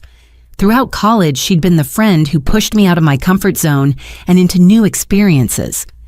"The application deadline for their summer intensive program is next month," she continued. "I know it seems early to be thinking about things like that, but having goals might help with the adjustment process." Goals. The concept felt foreign after days of focusing on medical terminology and legal proceedings. But the idea of working towards something positive rather than just processing trauma had obvious appeal. "I'll think about it," I said, meaning it. Our conversation was interrupted by the arrival of Dr. Martinez, who carried test results and wore the expression of someone delivering complex news. Ivy, your latest scans show that your neurological condition has stabilized, she began. There's no additional swelling or complications, which means we can begin planning your discharge and transition to rehabilitation services. Discharge. The word brought a mixture of relief and terror. The hospital had become a protective cocoon where medical staff managed every aspect of my care. The prospect of navigating the real world as a paralyzed person seemed overwhelming. How long before I can go home? I asked. That depends on several factors, Dr. Martinez replied. First, we need to ensure you have appropriate housing arrangements. Your current apartment isn't accessible for wheelchair use, so you'll need to make alternative living arrangements. The practical implications of my injury were beginning to penetrate beyond medical care. My studio apartment was on the second floor with no elevator, and the bathroom was too small for wheelchair access.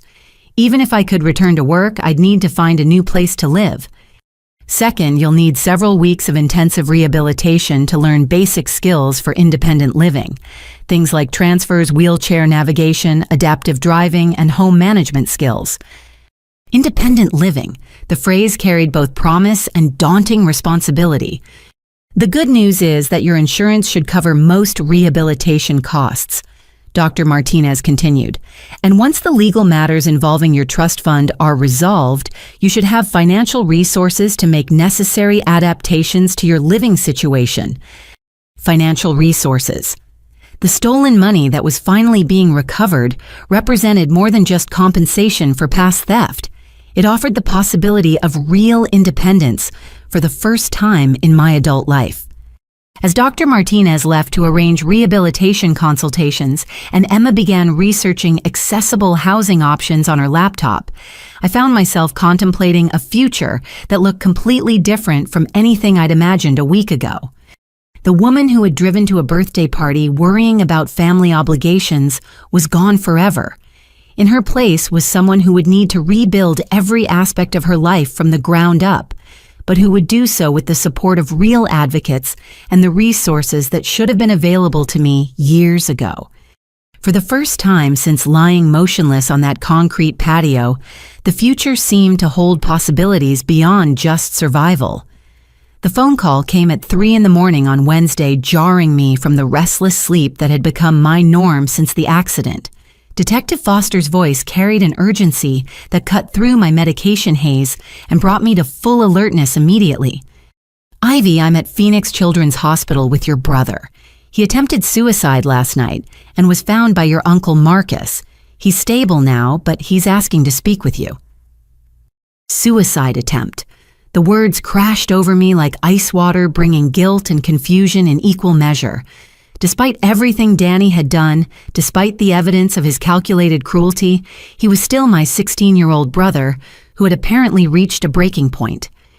What happened? I asked, my voice barely above a whisper. He overdosed on prescription anxiety medication your parents had given him to help deal with the stress of the criminal charges. If your uncle hadn't decided to check on him when he did, we might be having a very different conversation right now. Uncle Marcus. The only family member who had consistently shown genuine concern for my welfare was now dealing with the aftermath of Danny's desperate attempt to escape consequences. He's been placed on a psychiatric hold for evaluation, but he's been asking for you repeatedly. His psychiatrist thinks speaking with you might be therapeutic for both of you, but the decision is completely yours. The request put me in an impossible position. Part of me wanted to see Danny to understand how the boy I'd grown up with had become someone capable of researching how to paralyze his sister.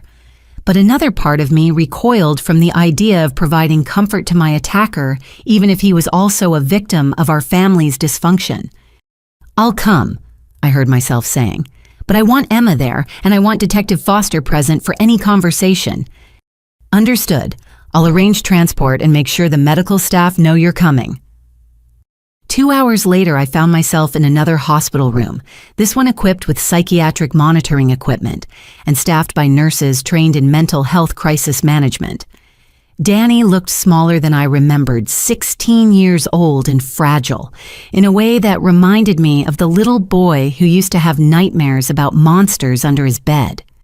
But when he opened his eyes and saw me, what came out wasn't the remorse or apology I'd expected. Instead, it was a torrent of confession that revealed the full scope of what our parents had done to both of us. "They told me you deserved it," he said, his voice hoarse from the medications they'd given him. "From the time I was little, they told me you were ungrateful and dramatic, and that someone needed to teach you lessons about humility." The words hit me like physical blows, confirming suspicions I'd carried for years about the family dynamics that had shaped our childhood.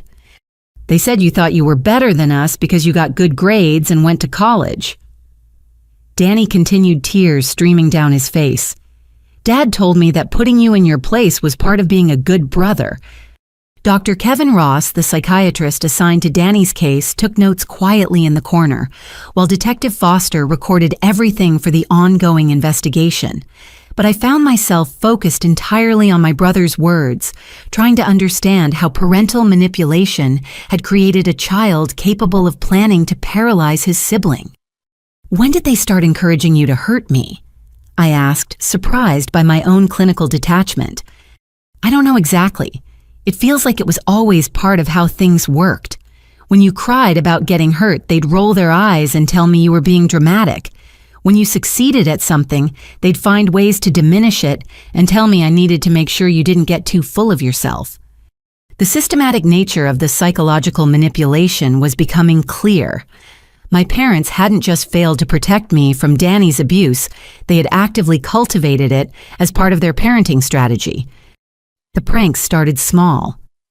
Danny continued his words, tumbling over each other in urgent confession. "Hiding your homework, putting salt in your water bottle, loosening the screws on your desk chair. Every time you got upset, Mom and Dad would praise me for keeping you grounded." I remembered those incidents filed away in my memory as typical sibling rivalry rather than deliberate harassment encouraged by our parents. The pattern of minimizing my pain and rewarding Danny's cruelty had been so consistent that I'd accepted it as normal family dynamics. "But it got worse when you moved out and started doing well at your job," Danny said. "Dad was angry that you were succeeding without family help, and Mom kept saying you needed to be brought down a peg or two. They started asking me specifically what I was doing to remind you of your place in the family hierarchy." Dr. Ross looked up from his notes with professional concern. "Danny, can you be more specific about what your parents said regarding your sister's success?" "They called it the Ivy problem," Danny replied, using air quotes with shaking hands. "Dad said successful women become arrogant and forget where they come from. He told me it was my job as her little brother to make sure she never forgot she was still just Ivy from the Caldwell family." The Ivy problem. The phrase encapsulated years of subtle undermining and deliberate sabotage that I'd attributed to my own oversensitivity or misunderstanding of family affection. "The trampoline thing wasn't my idea, originally." Danny continued, his voice dropping to barely above a whisper. "Dad suggested it after I told him you'd probably try to show off your old gymnastic skills at the party. He said it would be funny if you fell on your ass in front of everyone." Detective Foster leaned forward with sharp attention. "Danny, are you saying your father specifically suggested sabotaging the trampoline?" "He didn't tell me exactly how to do it, but he said accidents happen when people get overconfident on equipment they haven't used in years." Then he winked at me like we shared a secret. The implication was staggering. If Danny's account was accurate, Dad hadn't just enabled the assault, he had actively suggested it, while maintaining plausible deniability about the specific mechanics. "Why didn't you tell the police this earlier?" Emma asked, speaking for the first time since we'd entered the room. Danny's response revealed the depth of psychological manipulation he'd endured. "Because I thought I'd get in more trouble for blaming them. They always taught me that taking responsibility meant not making excuses or pointing fingers at other people." The twisted logic made perfect sense within the context of our family's dysfunction. Even facing criminal charges, Danny had been conditioned to protect our parents at his own expense. Dr. Ross set down his pen and addressed Danny directly. Have you told your parents about your suicidal thoughts or your feelings of guilt about what happened to your sister? I tried to, Danny said, fresh tears beginning to flow. But Mom said I needed to stop wallowing in self-pity and focus on defending myself against false accusations. Dad said real men don't break down when facing adversity. Even during their son's mental health crisis, my parents had prioritized legal strategy over emotional support. The pattern of emotional neglect and manipulation extended far beyond their treatment of me. Danny, there's something I need to tell you, I said, surprised by the compassion I felt for the boy who had destroyed my life. What happened to me wasn't your fault alone. You were a child being manipulated by adults who should have protected both of us. His reaction was immediate and intense. But I'm the one who loosened the bolts. I'm the one who researched how to make you fall. I'm the one who wanted to see you get hurt. You're also the one who was systematically trained from childhood to see hurting me as a good thing, I replied. That doesn't excuse what you did, but it explains why you were capable of doing it. Dr. Ross nodded approvingly at my response. Danny, recognizing the manipulation you experienced doesn't eliminate your responsibility for your actions, but it's an important step in understanding how you became someone capable of planning to harm your sister. The conversation continued for another hour, revealing layer after layer of psychological abuse that had shaped both our childhoods. Danny described being praised for aggressive behavior toward me, while being punished for showing me affection or protection. He'd been explicitly taught that my pain was entertaining and that causing it was a way to earn parental approval. By the time we prepared to leave, Danny had provided enough information to fundamentally change the criminal case against our parents. His testimony about Dad's specific suggestion regarding the trampoline and Mom's coaching about hiding their involvement could result in conspiracy charges that carried decades in prison. I'm sorry, Danny said as Emma helped position my wheelchair for departure. I know that's not enough, and I know it doesn't fix anything, but I'm genuinely sorry for what I did to you. The apology felt more authentic than anything I'd heard from my parents since the accident. Whatever Danny had become under their influence, there was still enough of the real person left to recognize the magnitude of what had been lost. I accept your apology, I said, meaning it. But Danny, you need to testify about what Mom and Dad taught you. Other families need to see what this kind of manipulation can lead to. He nodded with the exhausted resignation of someone who had finally stopped carrying secrets that were too heavy for a child to bear. As we left the psychiatric ward, Detective Foster confirmed what I'd already suspected. Danny's revelations had provided the missing pieces needed to file conspiracy charges against our parents. The case was no longer just about parental negligence, but about active participation in planning an assault that had permanently disabled their daughter. The damaged teenager in that hospital bed was both my attacker and my fellow victim, a distinction that would complicate my feelings for years to come, but didn't change the fundamental truth that justice required exposing the adults who had created him. Thursday morning brought attorney Lisa Chen to my hospital bedside, and with her revelations about my family's financial crimes that made the physical assault seem almost simple by comparison. She was a sharp-featured woman in her 40s who specialized in financial fraud cases and carried herself with the confidence of someone who had seen every type of family betrayal imaginable. Miss Caldwell, what I'm about to show you will probably be upsetting. She began opening a briefcase filled with bank statements and legal documents. Your Uncle Marcus was correct about the trust fund theft, but the situation is significantly worse than we initially suspected. She spread the papers across my bedside table like pieces of a puzzle that would reveal the true scope of my parents' deception. The numbers and account details meant nothing to me initially, but as she walked through each document, a picture of systematic financial abuse emerged that was breathtaking in its audacity. Your grandmother Ruth established this trust fund with an initial deposit of $300,000, not the $150,000 we first reported, Lisa explained. The money was specifically designated for your education, housing, and future security, with very clear restrictions on how it could be used. $300,000. The number was large enough to represent complete financial independence, the kind of security that could have eliminated the stress and struggle that had defined my adult life. But here's where it gets interesting. Lisa continued pulling out a thick folder of bank statements. Over the past 8 years, your parents have systematically withdrawn funds for expenses that had nothing to do with your welfare. Danny's private school tuition, family vacations to Europe, a new truck for your father, renovations to the family home, even mom's cosmetic surgery. The list of expenditures read like a catalog of the lifestyle improvements I'd watched my family enjoy while I struggled to pay student loans and rent. Every success they'd celebrated had been funded with money intended to secure my future. The total amount stolen exceeds $400,000 when you include lost investment income. Lisa said, her voice carrying the outrage of someone who had spent her career fighting financial predators. Your parents essentially used your inheritance as their personal bank account while watching you live paycheck to paycheck. $400,000. The scope of the theft was overwhelming, representing not just money, but years of financial anxiety that could have been avoided entirely. How is this legal? I asked, struggling to understand how such obvious theft could occur without detection. Technically, it wasn't legal, but trust fund abuse by family members is unfortunately common and difficult to prosecute, Lisa explained. Your parents were named as trustees, which gave them legal access to the accounts.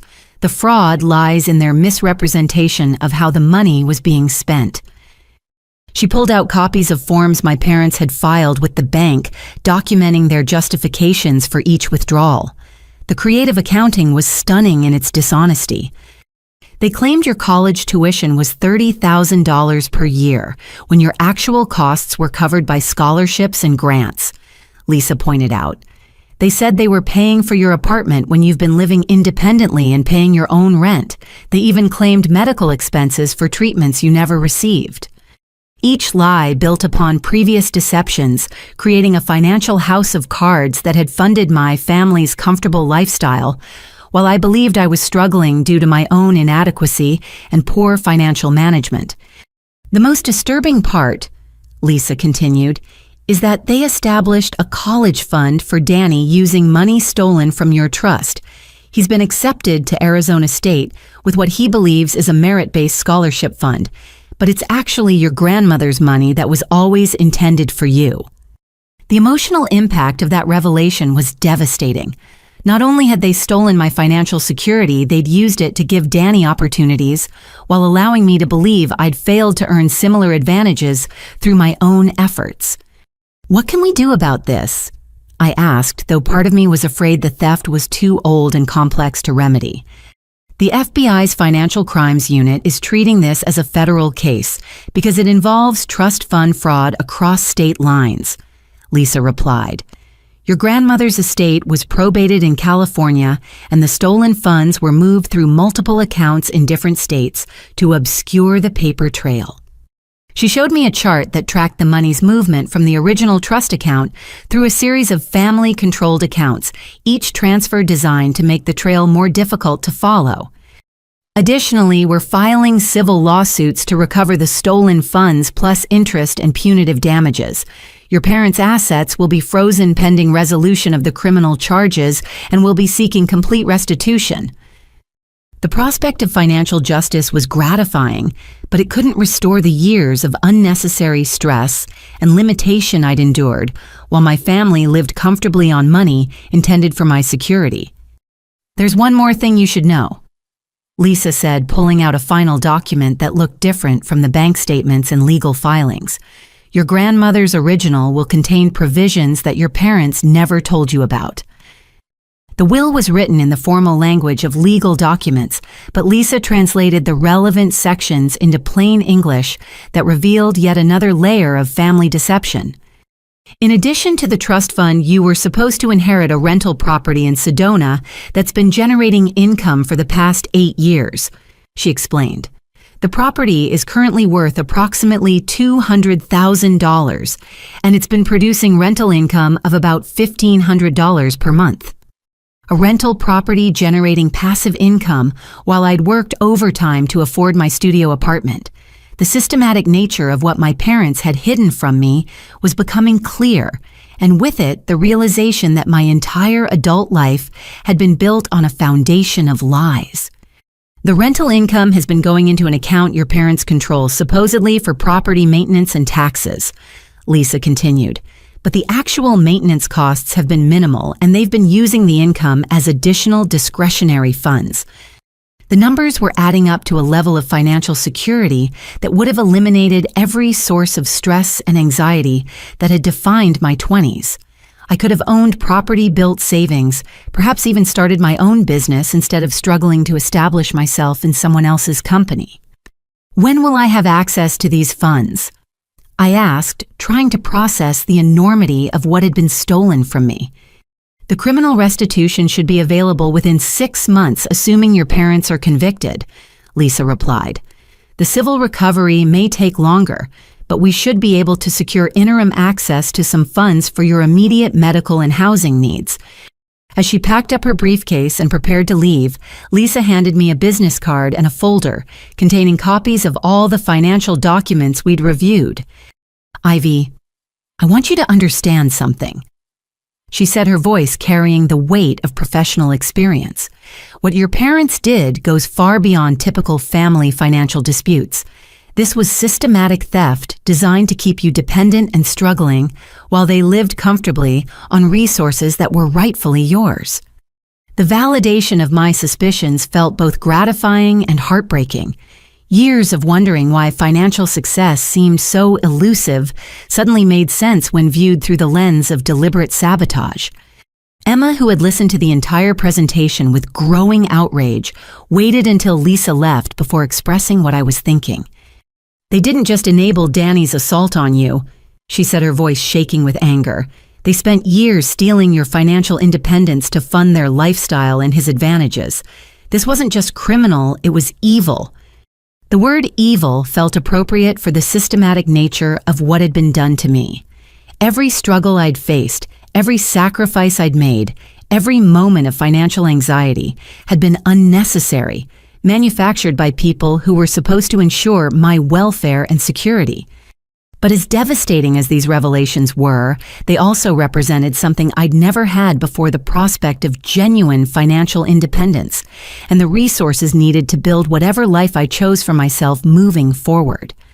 The woman who had driven to a birthday party worrying about gas money would never exist again.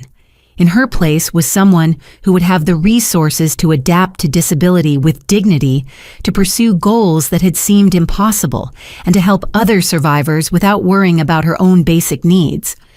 For the first time since the accident, I felt something that might have been excitement about the future. Friday morning brought an unexpected visitor to my hospital room, a woman in her 30s with short auburn hair and the kind of confident energy that filled whatever space she occupied. She introduced herself as Sarah Mitchell from the Disability Rights Alliance, and she carried news that would transform my understanding of what my future might hold. Ivy, your story has resonated with disability advocates across the country, she said, settling into the chair that had become a revolving seat for the parade of officials investigating my case. We've been following the legal proceedings, and we'd like to offer you an opportunity to turn your experience into advocacy for other survivors. The suggestion felt surreal. A week ago, I'd been focused on managing my marketing clients and avoiding family drama. Now someone was suggesting I could become a voice for disability rights on a national level. What exactly would that involve? I asked, curious despite my uncertainty. Sarah opened a folder containing newspaper clippings and online articles that showed my story had spread far beyond local Phoenix news coverage. Headlines like "Family Betrayal Leaves Sister Paralyzed" and "Trust Fund Theft Funds Teens Assault Planning" stared back at me from publications I'd never heard of. The combination of deliberate family violence and financial abuse has captured national attention, Sarah explained. But more importantly, it's highlighting gaps in how we protect disabled abuse survivors. Your case could help change legislation and improve support systems for others in similar situations. She showed me letters from other survivors, people who had experienced family violence that resulted in disabilities or who had discovered financial abuse after becoming dependent on family care. Their stories were heartbreakingly similar to mine, suggesting patterns of exploitation that were more common than I'd realized. We're prepared to offer you a position as our national spokesperson for family violence survivors with disabilities, Sarah continued. The role would involve speaking at conferences, working with legislators on policy reform, and helping develop support resources for other survivors. The opportunity was both appealing and terrifying. Speaking publicly about the most traumatic experience of my life seemed overwhelming, but the possibility of preventing other families from experiencing similar betrayal was compelling. I'd need to think about it, I said, overwhelmed by the scope of what she was proposing. Of course, but I should mention that we're prepared to offer a salary that would provide complete financial independence, plus travel allowances and support staff to help manage your advocacy work. Financial independence through meaningful work rather than just lawsuit settlements. The concept represented a type of purpose I'd never considered possible in my pre-injury life. Our conversation was interrupted by the arrival of Dr. Martinez, who carried discharge papers and wore the satisfied expression of someone delivering good news. Ivy, your medical condition has stabilized to the point where we can transfer you to the rehabilitation hospital next week, she announced. You'll spend about 6 weeks there learning independent living skills and adaptive techniques. 6 weeks felt like an eternity and an impossibly short time simultaneously. Learning to rebuild my entire life from scratch would apparently happen on a compressed timeline that seemed both urgent and insufficient. Additionally, Dr. Martinez continued, I've been contacted by the Paralympic Training Center in Colorado that your friend Emma mentioned. They're offering you a spot in their summer intensive program if you're interested in pursuing competitive athletics. Paralympic training. The idea still seemed impossible from my current position, but Emma's research had shown me videos of wheelchair racers who moved with a grace and speed that made my own limitations seem less permanent. The program is specifically designed for new spinal cord injury patients who show aptitude for athletic training, Dr. Martinez explained. They have a remarkable success rate in helping people transition from rehabilitation to competitive sports. Before I could respond, Emma burst through the door with her laptop and an expression of barely contained excitement. Ivy, you need to see this, she said, setting up her computer on the bedside table. The story about your case has gone viral on social media, and the response has been incredible. The screen showed a hashtag trending on multiple platforms, Justice for Ivy. Thousands of people were sharing my story, offering support and demanding accountability for family violence against disabled individuals. Look at this, Emma said, scrolling through comments that ranged from personal stories of similar abuse to offers of financial support and advocacy assistance. People are organizing fundraisers, sharing resources for other survivors, and pressuring legislators to strengthen protections for disabled abuse victims. The outpouring of support was overwhelming and humbling. Strangers were investing emotional energy and resources in seeking justice for someone they'd never met, simply because my story had touched something universal about the vulnerability of family betrayal. There's more. Emma continued, clicking to a news video from a national morning show. They want to interview you about the case and the broader issues it raises about family violence and disability rights. The prospect of television interviews added another layer of surreal complexity to my situation. The private trauma I'd spent years hiding was becoming public advocacy material that could potentially help others. Dr. Martinez cleared her throat to regain our attention. Ivy, while all these opportunities are exciting, I want to remind you that you're still in the early stages of adapting to a major life change. It's important not to take on too much too quickly. Her caution was medically sound, but part of me felt energized by having concrete goals that extended beyond just learning to navigate daily tasks as a paralyzed person. What if I started small? I suggested.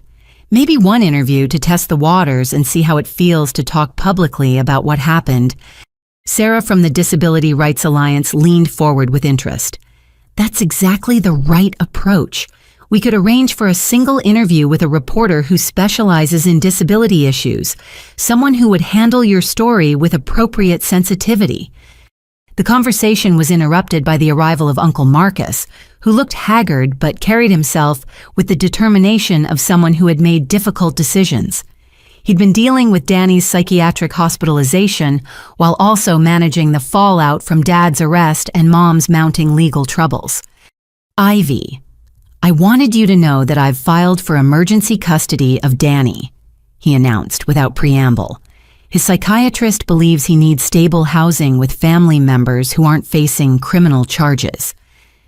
The news brought relief mixed with concern for both Danny and Uncle Marcus, who was essentially adopting a traumatized teenager, while his brother faced federal prison time. How is he doing? I asked, surprised by my continued concern for the brother who had destroyed my life. Better since he started talking honestly about what your parents taught him, Uncle Marcus replied. Dr. Ross thinks he has a good chance of recovery if he's removed from their influence permanently. He pulled up a chair and looked directly at me with an expression mixing family loyalty and moral clarity that I'd rarely seen from Caldwell relatives. Ivy, I need you to know that I'm going to testify for the prosecution in your parents' trial, he said. I've suspected for years that they were stealing from your trust fund and enabling Danny's behavior toward you. I should have spoken up sooner, and I'm sorry I didn't. The apology from a family member felt foreign but deeply appreciated. Uncle Marcus represented the possibility that some Caldwell family relationships could survive the destruction of others. What will happen to Danny long term? I asked. If the juvenile court accepts the psychiatrist's recommendations, he'll likely receive counseling and community service rather than incarceration, Uncle Marcus explained. But part of his rehabilitation plan involves making amends to you in whatever way you're comfortable accepting. Making amends. The concept suggested possibilities for healing that seemed impossibly optimistic given the current circumstances. As the afternoon progressed and various visitors shared information about legal proceedings, advocacy opportunities, and rehabilitation plans, I found myself contemplating a future that looked nothing like anything I'd imagined, but held promise in ways I couldn't have anticipated. The marketing coordinator who had driven to a birthday party would never exist again. But in her place was emerging someone with the resources, support systems, and platform needed to ensure other families couldn't destroy their children with the systematic cruelty that had defined my upbringing. For the first time since lying motionless on that concrete patio, I felt genuinely excited about what might come next. Monday morning brought news that would fundamentally change the scope of the criminal case against my parents. Detective Foster arrived at the rehabilitation hospital where I'd been transferred carrying evidence bags and wearing the expression of someone who had uncovered something significant. Ivy, we executed a second search warrant on your parents' house over the weekend. She began settling into one of the therapy room chairs where I'd been practicing wheelchair transfers. What we found suggests this case goes much deeper than we originally suspected. She opened her laptop to show me photographs of documents recovered from Dad's home office, hidden in a safe that had required FBI specialists to open. The papers revealed a level of financial planning that made the trust fund theft seem almost accidental by comparison. Your father has been systematically documenting what he calls Ivy management strategies for the past 5 years. Detective Foster explained, showing me handwritten notes in Dad's familiar scrawl. These aren't just records of the money he stole from your trust fund. They're detailed plans for keeping you financially dependent and emotionally isolated. The documents were chilling in their clinical approach to controlling my life. Dad had tracked my income expenses and social relationships with the thoroughness of a surveillance operation. He'd noted when I seemed too confident or successful, followed by strategies for correcting my attitude through family manipulation or Danny's increasingly aggressive pranks. "Look at this entry from last year," Detective Foster said, pointing to a particularly disturbing passage. "Your father wrote about your promotion at work being problematic because it made you less reliant on family approval. He specifically planned Danny's escalating harassment campaign to undermine your self-confidence." The systematic nature of their manipulation was breathtaking. Every family interaction I'd attributed to normal dysfunction had apparently been carefully orchestrated to maintain control over my emotional and financial independence. "But here's the most damaging evidence." Detective Foster continued, pulling up a different document. "We found detailed research your father conducted about spinal injuries and their long-term effects. This was done 2 weeks before the birthday party." 2 weeks before. The timing meant Dad had been researching paralysis before Danny ever loosened the trampoline bolts, suggesting a level of premeditation that elevated the charges to attempted murder.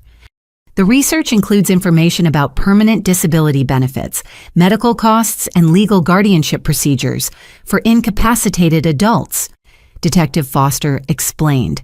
"Your father was apparently planning for the possibility that you would be seriously injured and exploring how to maintain financial control even if you became disabled." The implications were staggering. Not only had my family planned the assault, they had researched how to exploit my resulting disability for their continued financial benefit. "This evidence changes everything about the criminal case," Detective Foster said. "The district attorney is now prepared to charge your father with conspiracy to commit attempted murder, not just assault. Your mother faces charges for financial conspiracy and witness tampering." Conspiracy to commit attempted murder. The phrase felt surreal, like something from a crime drama, rather than a description of my family's behavior. "What about Danny?" I asked, though part of me dreaded the answer. "His cooperation in exposing your parents' planning has been crucial for building the case," Detective Foster replied. "The juvenile court is likely to accept a plea agreement that involves intensive counseling and community service provided he continues testifying truthfully about the family dynamics." Our conversation was interrupted by the arrival of my physical therapist, Jessica Turner, an energetic woman in her 40s who had been teaching me the basics of wheelchair navigation and transfer techniques. "Sorry to interrupt," Jessica said, "but Ivy has an important visitor. Someone from the Paralympic Training Center is here to evaluate her potential for competitive athletics." The visitor turned out to be Marcus Rodriguez, a former Paralympic gold medalist who now coached new athletes at the Colorado training facility. He moved with the fluid grace of someone completely comfortable with his racing wheelchair, and his presence filled the therapy room with quiet confidence. "Ivy, I've been following your case in the news," he said, settling his chair beside mine with practiced ease. "But I'm here to talk about your future, not your past. Dr. Martinez sent me your medical records, and your physical condition suggests excellent potential for competitive racing." The idea of athletic competition still seemed impossible, but Marcus's matter-of-fact approach made it feel more realistic than abstract possibility. "We have athletes who started training months after their injuries and went on to set world records," he continued. "The key is starting with proper technique and building endurance systematically." He explained the training program structure, which involves 6 months of intensive coaching, followed by qualification competitions that could lead to national team selection. The commitment was substantial, but it offered the kind of concrete goals that had been missing from my rehabilitation planning. "I should mention that we've been contacted by several sponsors who are interested in supporting your training," Marcus added. "Your story has resonated with companies that want to demonstrate their commitment to disability athletics." Sponsorship deals for athletic training felt like science fiction, but Marcus showed me examples of other athletes who had built careers through competitive wheelchair racing. The financial independence was appealing, but the prospect of channeling my recovery energy into physical achievement was even more compelling. Our discussion was interrupted by a commotion in the hallway outside the therapy room. Raised voices and the sound of hospital security suggested another unwanted family confrontation. What now? I asked, though recent experience had taught me to expect the worst from any unannounced family contact. Detective Foster stepped into the hallway and returned with information that confirmed my suspicions. Your father's attorney is here with your mother. They're demanding to speak with you about your testimony plans for the upcoming trial. The prospect of facing my parents again felt overwhelming, especially armed with knowledge of Dad's systematic planning documents and research into exploiting my disability. You don't have to see them, Jessica said firmly. This is a medical facility and your recovery takes priority over legal maneuvering. But part of me wanted to confront them with the evidence of their calculated cruelty to see how they would justify years of systematic manipulation and the planning that had led to my permanent disability. I'll see them, I decided. But I want Detective Foster present and I want everything recorded. Emma arrived as we were setting up the meeting, having been called by Jessica when the situation developed. She positioned herself beside my wheelchair with the protective stance that had characterized her friendship throughout this ordeal. When my parents entered the therapy room, they looked like actors playing roles they'd rehearsed extensively. Mom wore a conservative dress that suggested respectability, while Dad had traded his usual casual clothes for a suit that made him look like a defendant rather than a father. Ivy, sweetheart. Mom began using the false endearment that had become her standard greeting since the accident. We need to talk about these terrible misunderstandings that are tearing our family apart. There are no misunderstandings, I replied, surprised by the steadiness of my own voice. The police have evidence of Dad's planning documents and your systematic theft from my trust fund. Dad's response revealed the same arrogance that had characterized his parenting throughout my childhood. Those documents have been taken completely out of context by people who don't understand family dynamics. Everything we did was intended to help you develop character and independence. The casual reframing of systematic abuse as character development was so audacious that it left me momentarily speechless. You researched spinal injuries 2 weeks before the birthday party, I said, watching his face for any sign of genuine remorse. You planned for me to be paralyzed and researched how to control my disability benefits. Mom stepped forward with tears that seemed calculated rather than genuine. Honey, you're misunderstanding what those papers mean. Your father was just being cautious about potential accidents, not planning anything harmful. The attempt to gaslight me into questioning documented evidence might have worked on the insecure daughter I'd been, but it had no effect on the woman I was becoming. Get out, I said quietly. Ivy, please listen to reason. Dad insisted, his voice taking on the commanding tone that had intimidated me throughout childhood. We're your parents, and we love you. Don't let strangers turn you against your own family. I said, get out. I shouted loud enough to bring hospital security running. As they were escorted from the building, Mom turned back with one final manipulation attempt. We're trying to protect you from making decisions you'll regret for the rest of your life. Don't destroy your brother's future out of anger. The words echoed in the therapy room after they left, but they carried no emotional weight. The parents who had shaped my childhood through fear and manipulation had no power over the woman I was becoming.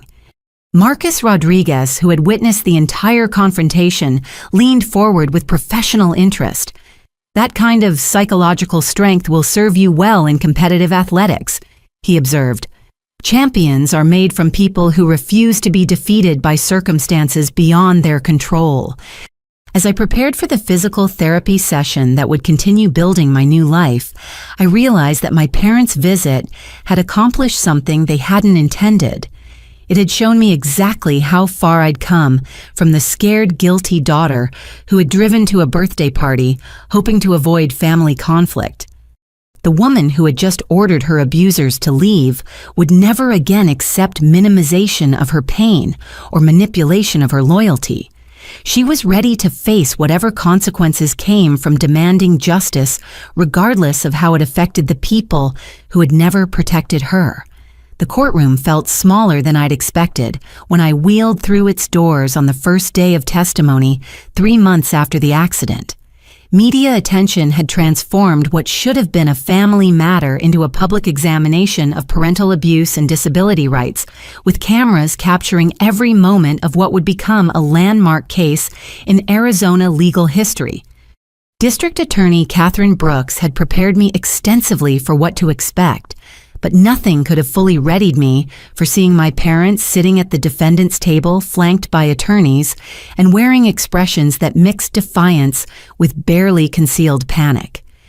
The prosecution's opening statement laid out the evidence with devastating precision. 3 months of investigation had uncovered a paper trail of systematic abuse that extended far beyond the trampoline incident, revealing years of calculated cruelty disguised as family discipline. Ladies and gentlemen of the jury, D.A. Brooks began, "This case is about parents who spent years teaching their son to view violence against his sister as entertainment, who stole hundreds of thousands of dollars intended for her security, and who planned for her to be seriously injured while researching how to exploit her resulting disability." The defense attorney Jonathan Hayes attempted to frame the case as a family tragedy blown out of proportion by overzealous prosecutors, but his opening statement felt hollow against the weight of documented evidence that would be presented over the following days. Danny took the witness stand on the second day, and his testimony proved to be the most damaging evidence against our parents. 3 months of intensive therapy had given him language to describe the psychological manipulation he'd endured and the systematic way our parents had cultivated his hostility toward me. They called it keeping Ivy grounded. He testified, his voice steady despite obvious emotional difficulty. "From the time I was little, they taught me that hurting her feelings or causing her minor injuries was funny and necessary to prevent her from becoming arrogant." The defense attorney's cross-examination attempted to portray Danny as a troubled teenager, trying to blame adults for his own criminal behavior. But his detailed recollection of specific conversations and incidents, supported by the documents found in Dad's safe, made his testimony unshakable. "Can you describe the conversation you had with your father about the trampoline?" D.A. Brooks asked during redirect examination. "He said accidents happen when people get overconfident on equipment they haven't used in years," Danny replied, looking directly at Dad with a mixture of anger and hurt. Then he winked at me and said it would be educational if Ivy learned some humility the hard way. The wink. That single gesture encapsulated the casual cruelty that had defined my childhood, the way my pain had been treated as entertainment rather than concern. Dr. Kevin Ross Danny's psychiatrist testified about the systematic psychological abuse both Danny and I had experienced. His clinical terminology gave academic weight to experiences I'd struggled to articulate. The parents created what we call a scapegoat dynamic, where one child is systematically targeted for blame and punishment, while the other is rewarded for participating in the abuse, Dr. Ross explained. This pattern typically escalates over time as the targeted child becomes more independent or successful. The financial evidence presented by FBI forensic accountants revealed the stunning scope of the trust fund theft. Charts and graphs showed how my parents had systematically looted my inheritance, while I struggled with student loans and basic living expenses. The defendants withdrew over $400,000 from the victim's trust fund over an 8-year period, testified Agent Sarah Chen, the FBI investigator who had tracked the money trail. They used falsified documentation to justify expenditures that had nothing to do with the beneficiary's welfare. When my turn came to testify, I wheeled to the witness stand with Emma's supportive presence in the gallery and Uncle Marcus's encouraging nod from the family section. The courtroom fell silent as I was sworn in, and I could feel the weight of media attention and public interest focused on my words. Deb Brooks walked me through the events of the birthday party with careful attention to detail, establishing the timeline and my physical condition before and after the assault. But the most powerful part of my testimony came when she asked about the family dynamics that had preceded the incident. "Can you describe how your parents typically responded when you were injured or in pain?" she asked. "They would usually accuse me of being dramatic or seeking attention," I replied, my voice carrying clearly through the courtroom's sound system. Even serious injuries were dismissed as minor problems that I was exaggerating for effect. I described the pattern of dismissed injuries, the financial struggles I'd endured while they lived comfortably on stolen money, and the way they'd consistently portrayed Danny's cruelty as normal sibling rivalry that I was too sensitive to handle appropriately. "Did you ever suspect that your brother's pranks were being encouraged by your parents?" DA Brooks asked.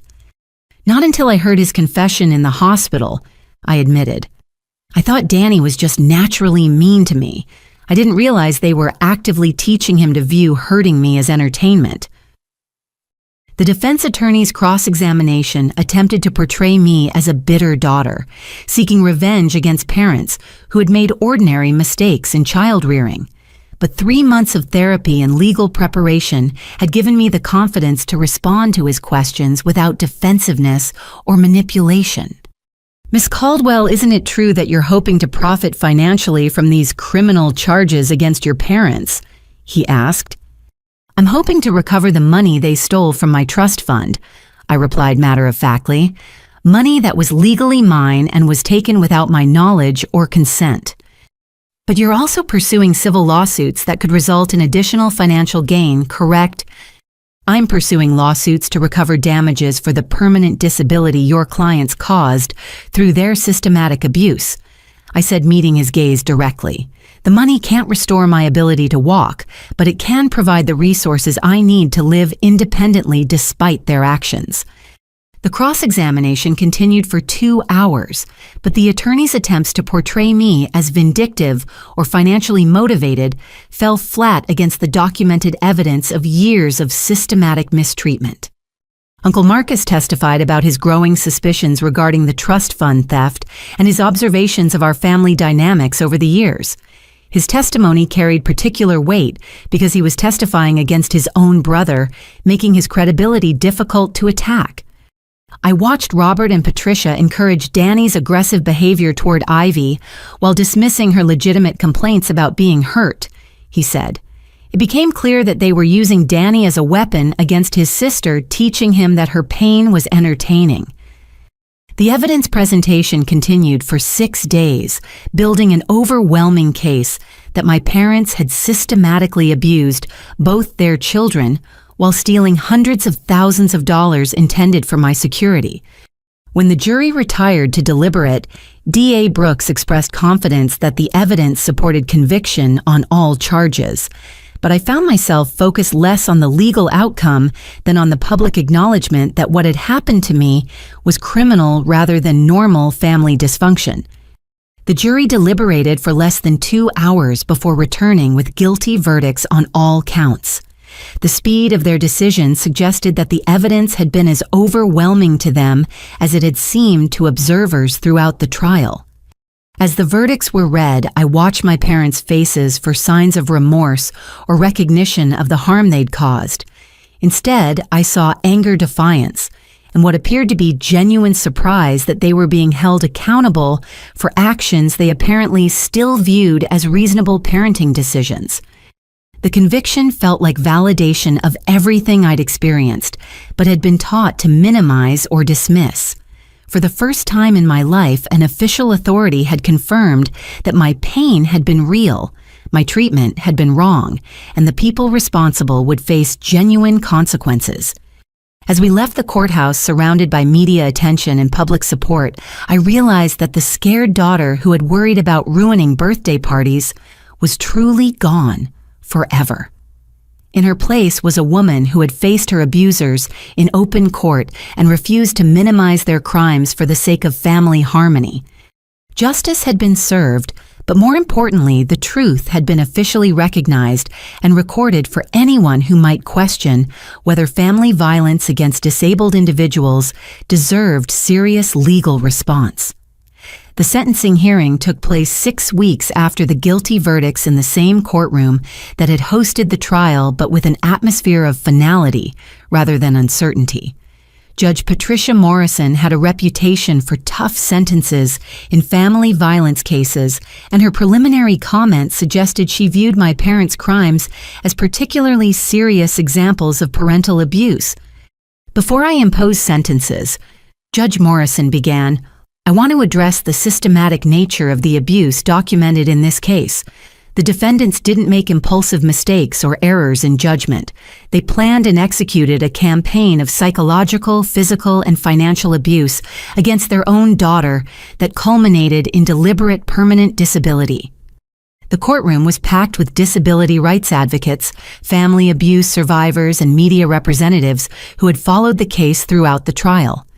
Sarah Mitchell from the Disability Rights Alliance sat in the front row, having become both a professional colleague and personal friend during my advocacy work over the past few months. Dad was called forward first to receive his sentence. He approached the bench with his attorney wearing the same defiant expression that had characterized his demeanor throughout the trial. Judge Morrison consulted her notes before delivering a sentence that sent audible gasps through the gallery. Robert Caldwell, you are sentenced to 8 years in federal prison for conspiracy to commit aggravated assault trust fund fraud and attempted flight from prosecution. You will serve an additional 2 years for witness intimidation to be served consecutively rather than concurrently. 10 years total. The sentence was at the upper end of federal guidelines and reflected the judge's view that Dad's crimes warranted the harshest possible punishment. Additionally, Judge Morrison continued, you are ordered to pay complete restitution in the amount of $450,000, plus interest and court costs. All assets will remain frozen until restitution is satisfied. Mom's sentencing followed immediately afterward. She approached the bench with tears streaming down her face, though whether from remorse or self-pity remained unclear. Patricia Caldwell, you are sentenced to 6 years in federal prison for conspiracy to commit aggravated assault and trust fund fraud. You are also sentenced to 2 additional years for witness tampering to be served consecutively. 8 years total for Mom, reflecting her slightly lesser role in planning the assault, but equal participation in the financial crimes. Both defendants will serve their sentences in federal facilities with no possibility of parole, Judge Morrison announced. Upon release, you will have no contact with the victim except through court-approved restitution proceedings. No contact orders. The legal protection I'd never thought to request was being imposed, automatically ensuring that my parents couldn't manipulate or intimidate me even after serving their sentences. Before concluding these proceedings, Judge Morrison said, I want to address the broader implications of this case. The evidence presented demonstrates how family violence against disabled individuals can be systematically planned and executed while being disguised as normal parental discipline. She turned to look directly at the media section, clearly intending her words for public consumption beyond the courtroom. This case should serve as a warning to any family members who believe they can exploit or abuse disabled relatives without legal consequences. The justice system will treat family violence with the same seriousness as violence between strangers. As the formal proceedings concluded and my parents were led away in handcuffs, I felt a complex mixture of relief, sadness, and closure. The people who had shaped my childhood through systematic abuse would spend the next decade in federal prison, unable to harm me or anyone else. Uncle Marcus approached my wheelchair as the courtroom emptied, carrying Danny with him. My brother looked older than his 17 years, marked by months of intensive therapy and the weight of testifying against our parents. Ivy, I wanted you to know that Danny has something to say. Uncle Marcus said, his voice carrying the exhaustion of someone who had spent a year dealing with family destruction. Danny stepped forward, his hands shaking slightly as he prepared to speak. The confident teenager who had smirked while I lay paralyzed had been replaced by a young man who understood the magnitude of what had been lost. I know I can never fix what I did to you, he began, his voice steady despite obvious emotion. But I want you to know that I'm dedicating my life to making sure other families don't go through what we did. He explained that he'd been accepted to Arizona State University with a major in social work funded by a legitimate scholarship program rather than stolen trust fund money. His career goal was to work with families affected by abuse, using his experience to identify and interrupt patterns of systematic mistreatment. I'm also working with Dr. Ross to develop educational programs about family violence against disabled individuals. He continued, "Your case has shown people that this type of abuse exists, and I want to help prevent it from happening to other families." The conversation was interrupted by the arrival of Emma and Marcus Rodriguez from the Paralympic Training Center. Over the past 3 months, my athletic training had progressed to the point where I was seriously considering trying to qualify for national competition. "Ivy, I have some news about your training progress." Marcus said, his expression mixing excitement with professional restraint. "Your times in the 800-meter wheelchair race have improved to the point where you're within qualifying range for the national team." The prospect of Paralympic competition had seemed impossible when I was learning basic wheelchair navigation in the hospital, but months of intensive training had revealed athletic capabilities I'd never known I possessed. "The next qualifier is in 2 months, Marcus continued. "If you place in the top 3, you'll be eligible for international competition and potential Olympic team selection." Olympic team selection. The phrase represented possibilities that extended far beyond athletic achievement into a future defined by excellence rather than victimization. Emma pulled out her laptop to show me the latest fundraising numbers for the advocacy foundation we'd established using settlement money from the civil lawsuit. The Ivy Caldwell Foundation for Family Violence Survivors had raised over $200,000 in its first 6 months of operation funding, legal assistance and support services for disabled abuse victims across the country. "We've helped 43 families access legal representation and recover stolen assets," Emma reported. "The foundation has become a model for how abuse survivors can transform their experiences into systematic change." As we left the courthouse surrounded by supporters and media attention, I reflected on how completely my life had changed since that terrible birthday party 8 months ago. The marketing coordinator who had driven to Phoenix hoping to avoid family conflict had been replaced by someone whose story was inspiring legislation and changing how society understood family violence. That evening in my new accessible apartment funded by the recovered trust money, I prepared for a television interview that would air nationally the following morning. The interview would focus on the foundation's work and the broader need for protective services for disabled abuse victims. Dr. Martinez, who had become both my physician and friend throughout the recovery process, called to congratulate me on the sentencing outcomes and my athletic progress. "Ivy, I want you to know how proud I am of everything you've accomplished," she said. "When you arrived in my emergency department, I saw a frightened young woman whose family had failed her completely. Now you're someone who's creating systematic change to protect other people from similar experiences."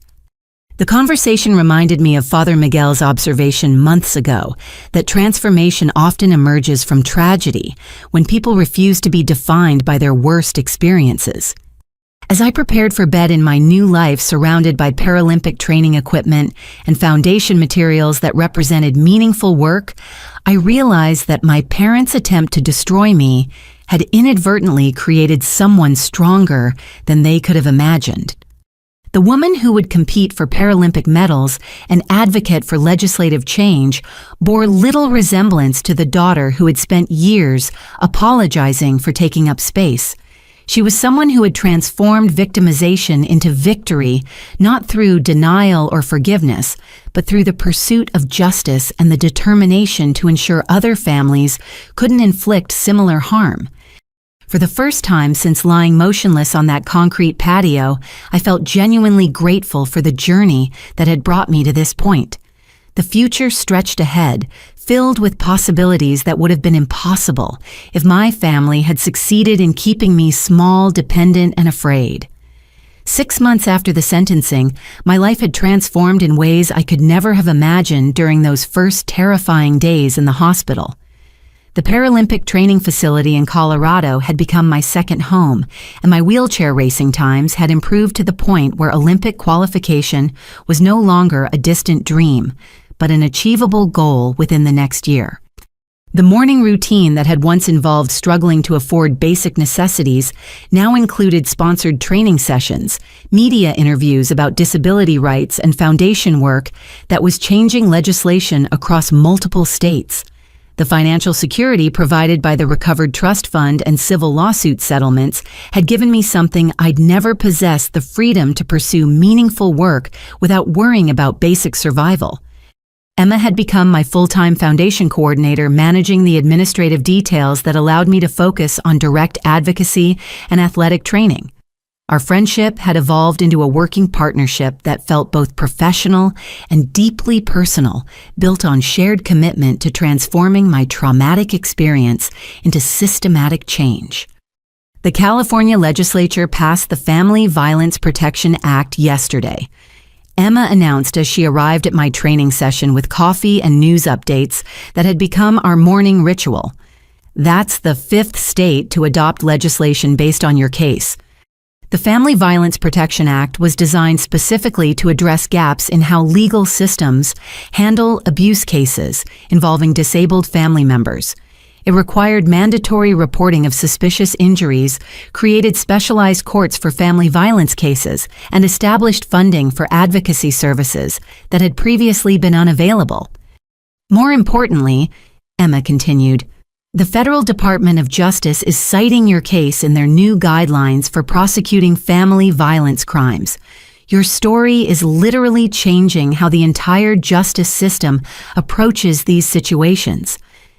The impact felt surreal, considering that a year ago I'd been focused on managing small business marketing campaigns and avoiding family drama. Now my experience was influencing federal policy and protecting people I would never meet. Marcus Rodriguez arrived as I was finishing my warm-up routine, carrying timing equipment and wearing the focused expression that preceded serious training sessions. My 800-meter times had improved to within seconds of Paralympic qualifying standards, and we were targeting a major competition in Denver, where Olympic team scouts would be present. Today we're working on your final sprint technique. Marcus announced, setting up the timing equipment around the track. Your endurance and pace management are solid, but the last 100 meters will determine whether you make the national team. The training session pushed me to physical limits I'd discovered only through months of systematic conditioning.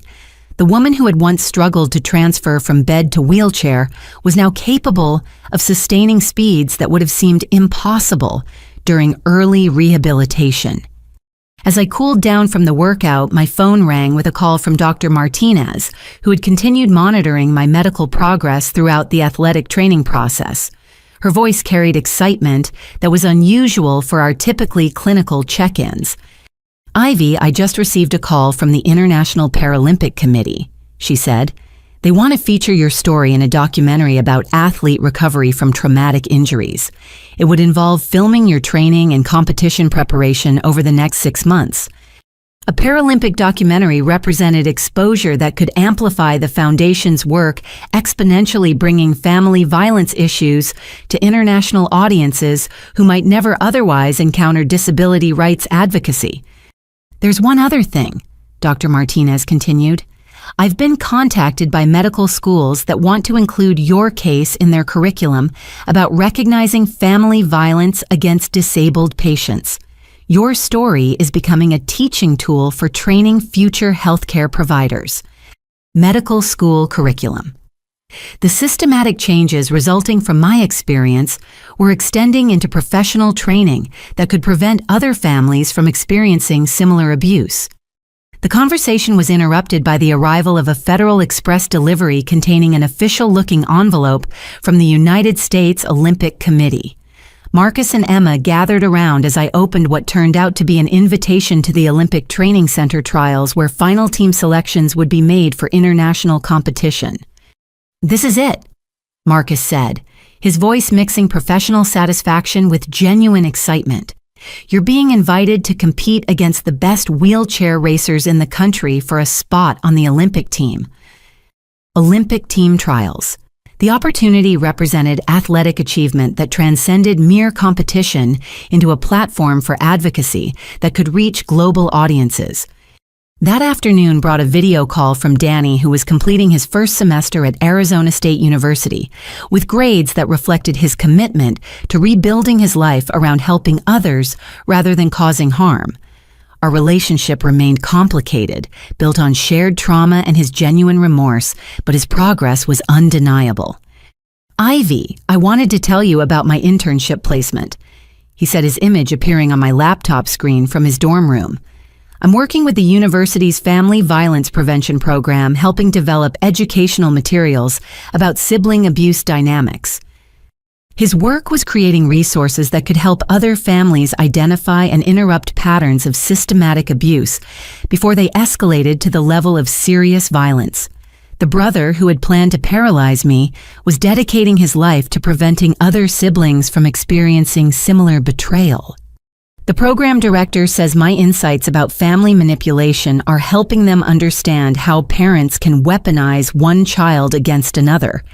Danny continued, "It's hard to talk about what I did to you, but if it helps other families avoid our situation, then I want to keep doing this work."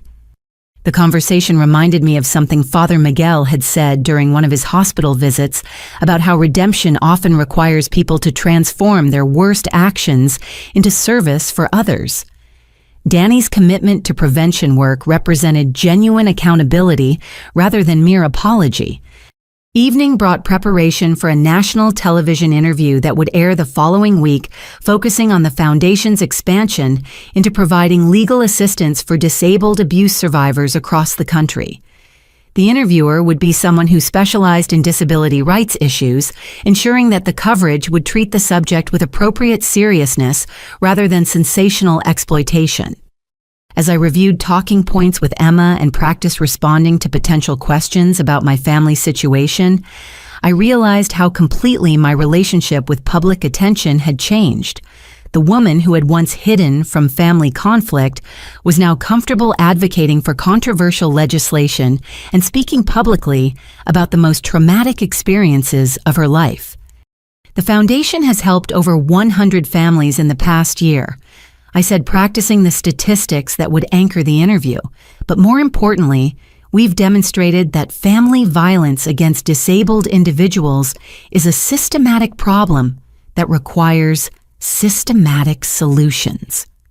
The numbers represented real people whose lives had been changed by resources that hadn't existed when I was lying paralyzed on that concrete patio, dismissed as dramatic and attention-seeking by the family that was supposed to protect me. As I prepared for bed in my accessible apartment surrounded by Paralympic training schedules and foundation materials that represented meaningful work, I reflected on the journey that had brought me from victimization to advocacy leadership. The marketing coordinator who had driven to a birthday party hoping to avoid conflict had been replaced by someone whose trauma had become a source of strength for countless other survivors. She was someone who could compete with world-class athletes while building organizations that protected vulnerable people from the systematic cruelty that had once defined her own life. Tomorrow would bring another day of training for Olympic trials while managing foundation work that was changing how society understood family violence. The future stretched ahead, filled with possibilities that would honor the suffering that had created them while ensuring that suffering wouldn't be repeated in other families. For the first time in my life, I felt genuinely proud of who I was becoming rather than apologetic for the space I occupied in the world. 2 years after lying motionless on that concrete patio, I found myself standing at a podium in my racing wheelchair, addressing a packed auditorium at Danny's high school graduation. The journey that had begun with family betrayal and systematic abuse had evolved into something I could never have imagined, a life defined by purpose achievement and the knowledge that my suffering had created protection for countless other families. The invitation to speak at the graduation had come from Danny himself, who was graduating as valedictorian with a full scholarship to pursue graduate studies in family counseling. The brother who had once planned my destruction was now recognized as a student leader in violence prevention education.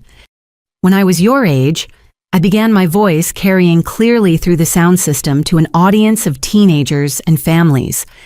I believed that family loyalty meant accepting abuse and protecting people who caused harm. I thought speaking up about mistreatment was selfish, and I spent years apologizing for pain that wasn't my fault. The audience included Uncle Marcus, who had adopted Danny officially and provided the stable family environment that had allowed his transformation. It also included Emma wearing the engagement ring that represented our relationship's evolution, from friendship into a partnership built on shared advocacy work and mutual respect. But I learned something important over the past 2 years. I continued. Real love doesn't require you to accept harm. Real family protects and supports rather than exploits and manipulates. And real strength comes from refusing to let other people's cruelty define your future. In the front row sat Dr. Martinez and Father Miguel, medical and spiritual advisors who had become lifelong friends through their roles in my recovery. Behind them were representatives from the Disability Rights Alliance and Paralympic Committee colleagues who had helped transform my experience into systematic change. Your generation has the power to break cycles of abuse that have existed for decades. I said, looking directly at the graduates who would soon enter college and careers. You can choose to treat family conflict as an opportunity for growth rather than an excuse for cruelty. You can recognize that everyone deserves safety, respect, and the chance to build lives free from systematic mistreatment. The speech was interrupted by sustained applause, but I continued with the message that had become central to my advocacy work. Some of you may be experiencing family situations that feel normal but cause you pain you're told to ignore. I said, my voice softening with empathy. I want you to know that your pain matters, your safety matters, and there are people trained to help you find resources and protection. I provided information about the Foundation's new youth outreach program, designed specifically to help teenagers recognize and escape family abuse patterns before they caused permanent damage. Most importantly, I concluded, I want you to know that trauma doesn't have to define your future unless you choose to let it. You can transform your worst experiences into strength that protects other people from similar harm. After the ceremony, Danny approached my wheelchair with the same nervous energy he'd shown during our first conversation in the psychiatric hospital 2 years ago. But this time, his nervousness came from excitement about sharing good news rather than fear about confessing crimes. Ivy, I wanted you to know that I've been accepted to the doctoral program at University of Chicago. He said, his voice steady with pride. I'll be studying family systems therapy with a focus on preventing violence between siblings. The University of Chicago represented one of the top programs in the country, and Danny's acceptance reflected not just academic achievement, but recognition of his unique insights into family abuse dynamics. Additionally, he continued, I've been invited to present research at the International Conference on Family Violence next year.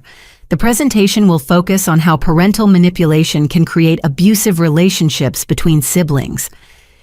The conference was a prestigious venue where Danny's work would influence professionals worldwide, potentially preventing other families from experiencing the systematic abuse that had defined our childhood.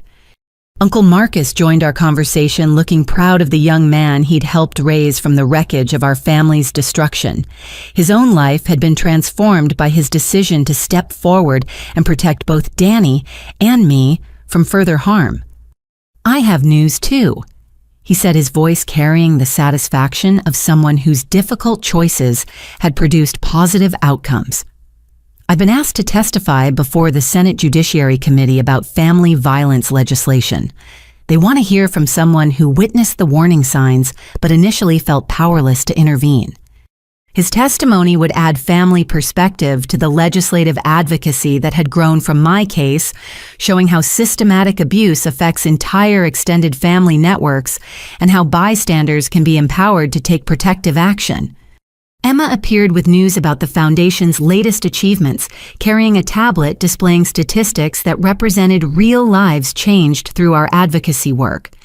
We've helped over 500 families access legal representation and recover stolen assets, she announced. But more importantly, the legislation based on your case has been adopted in 12 states and is being considered at the federal level. 500 families represented thousands of individual people whose lives had been protected or improved through resources that hadn't existed when I was lying paralyzed and dismissed as dramatic. There's more. Emma continued pulling up a news article on her tablet. The Paralympic Committee has confirmed your selection for the national team. You'll be competing in the World Championships next month with potential Olympic qualification. World Championships, the athletic achievement that had seemed impossible during early rehabilitation, was now confirmed reality, representing excellence that transcended victimization into genuine accomplishment. As the graduation reception continued around us, I found myself reflecting on the complete transformation of my relationship with family success and public attention. The woman who had once apologized for taking up space was now comfortable commanding attention for causes larger than her personal experience. Dr. Kevin Ross, Danny's psychiatrist, approached our group with professional satisfaction evident in his expression. His work with Danny had become a model for treating adolescent perpetrators of family violence, demonstrating that even serious offenders could be rehabilitated when abuse patterns were properly understood and interrupted. Danny's transformation has been remarkable, Dr. Ross said, addressing the group, but I want to emphasize that his success is directly related to the accountability structure that Ivy's courage created. Without consequences and truth-telling, rehabilitation would have been impossible. The reminder that justice and healing were interconnected rather than opposed had become central to my advocacy message. Real forgiveness required genuine accountability, and lasting change demanded honest confrontation with harmful behaviors. As the afternoon drew to a close, I wheeled to a quiet corner of the reception hall where I could process the surreal nature of speaking at my former tormentor's graduation as an honored guest and advocate, rather than a victim seeking family approval. Father Miguel joined me in the quiet space, carrying the gentle presence that had provided comfort during the darkest moments of my recovery. "How does it feel to see how far both you and Danny have come?" he asked. "Complicated," I admitted. "I'm proud of who we've both become, but I can't forget the journey that brought us here. Sometimes I wonder what our relationship might have been like if our parents had taught us to support rather than hurt each other."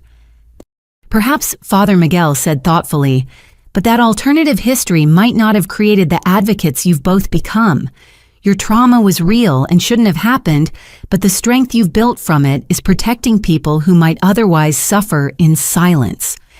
The perspective offered comfort without minimizing the genuine loss that family abuse had created. Both Danny and I had been forced to rebuild our personalities and relationships from the ground up, a process that was empowering, but also represented profound grief for the childhood bond that had been systematically destroyed.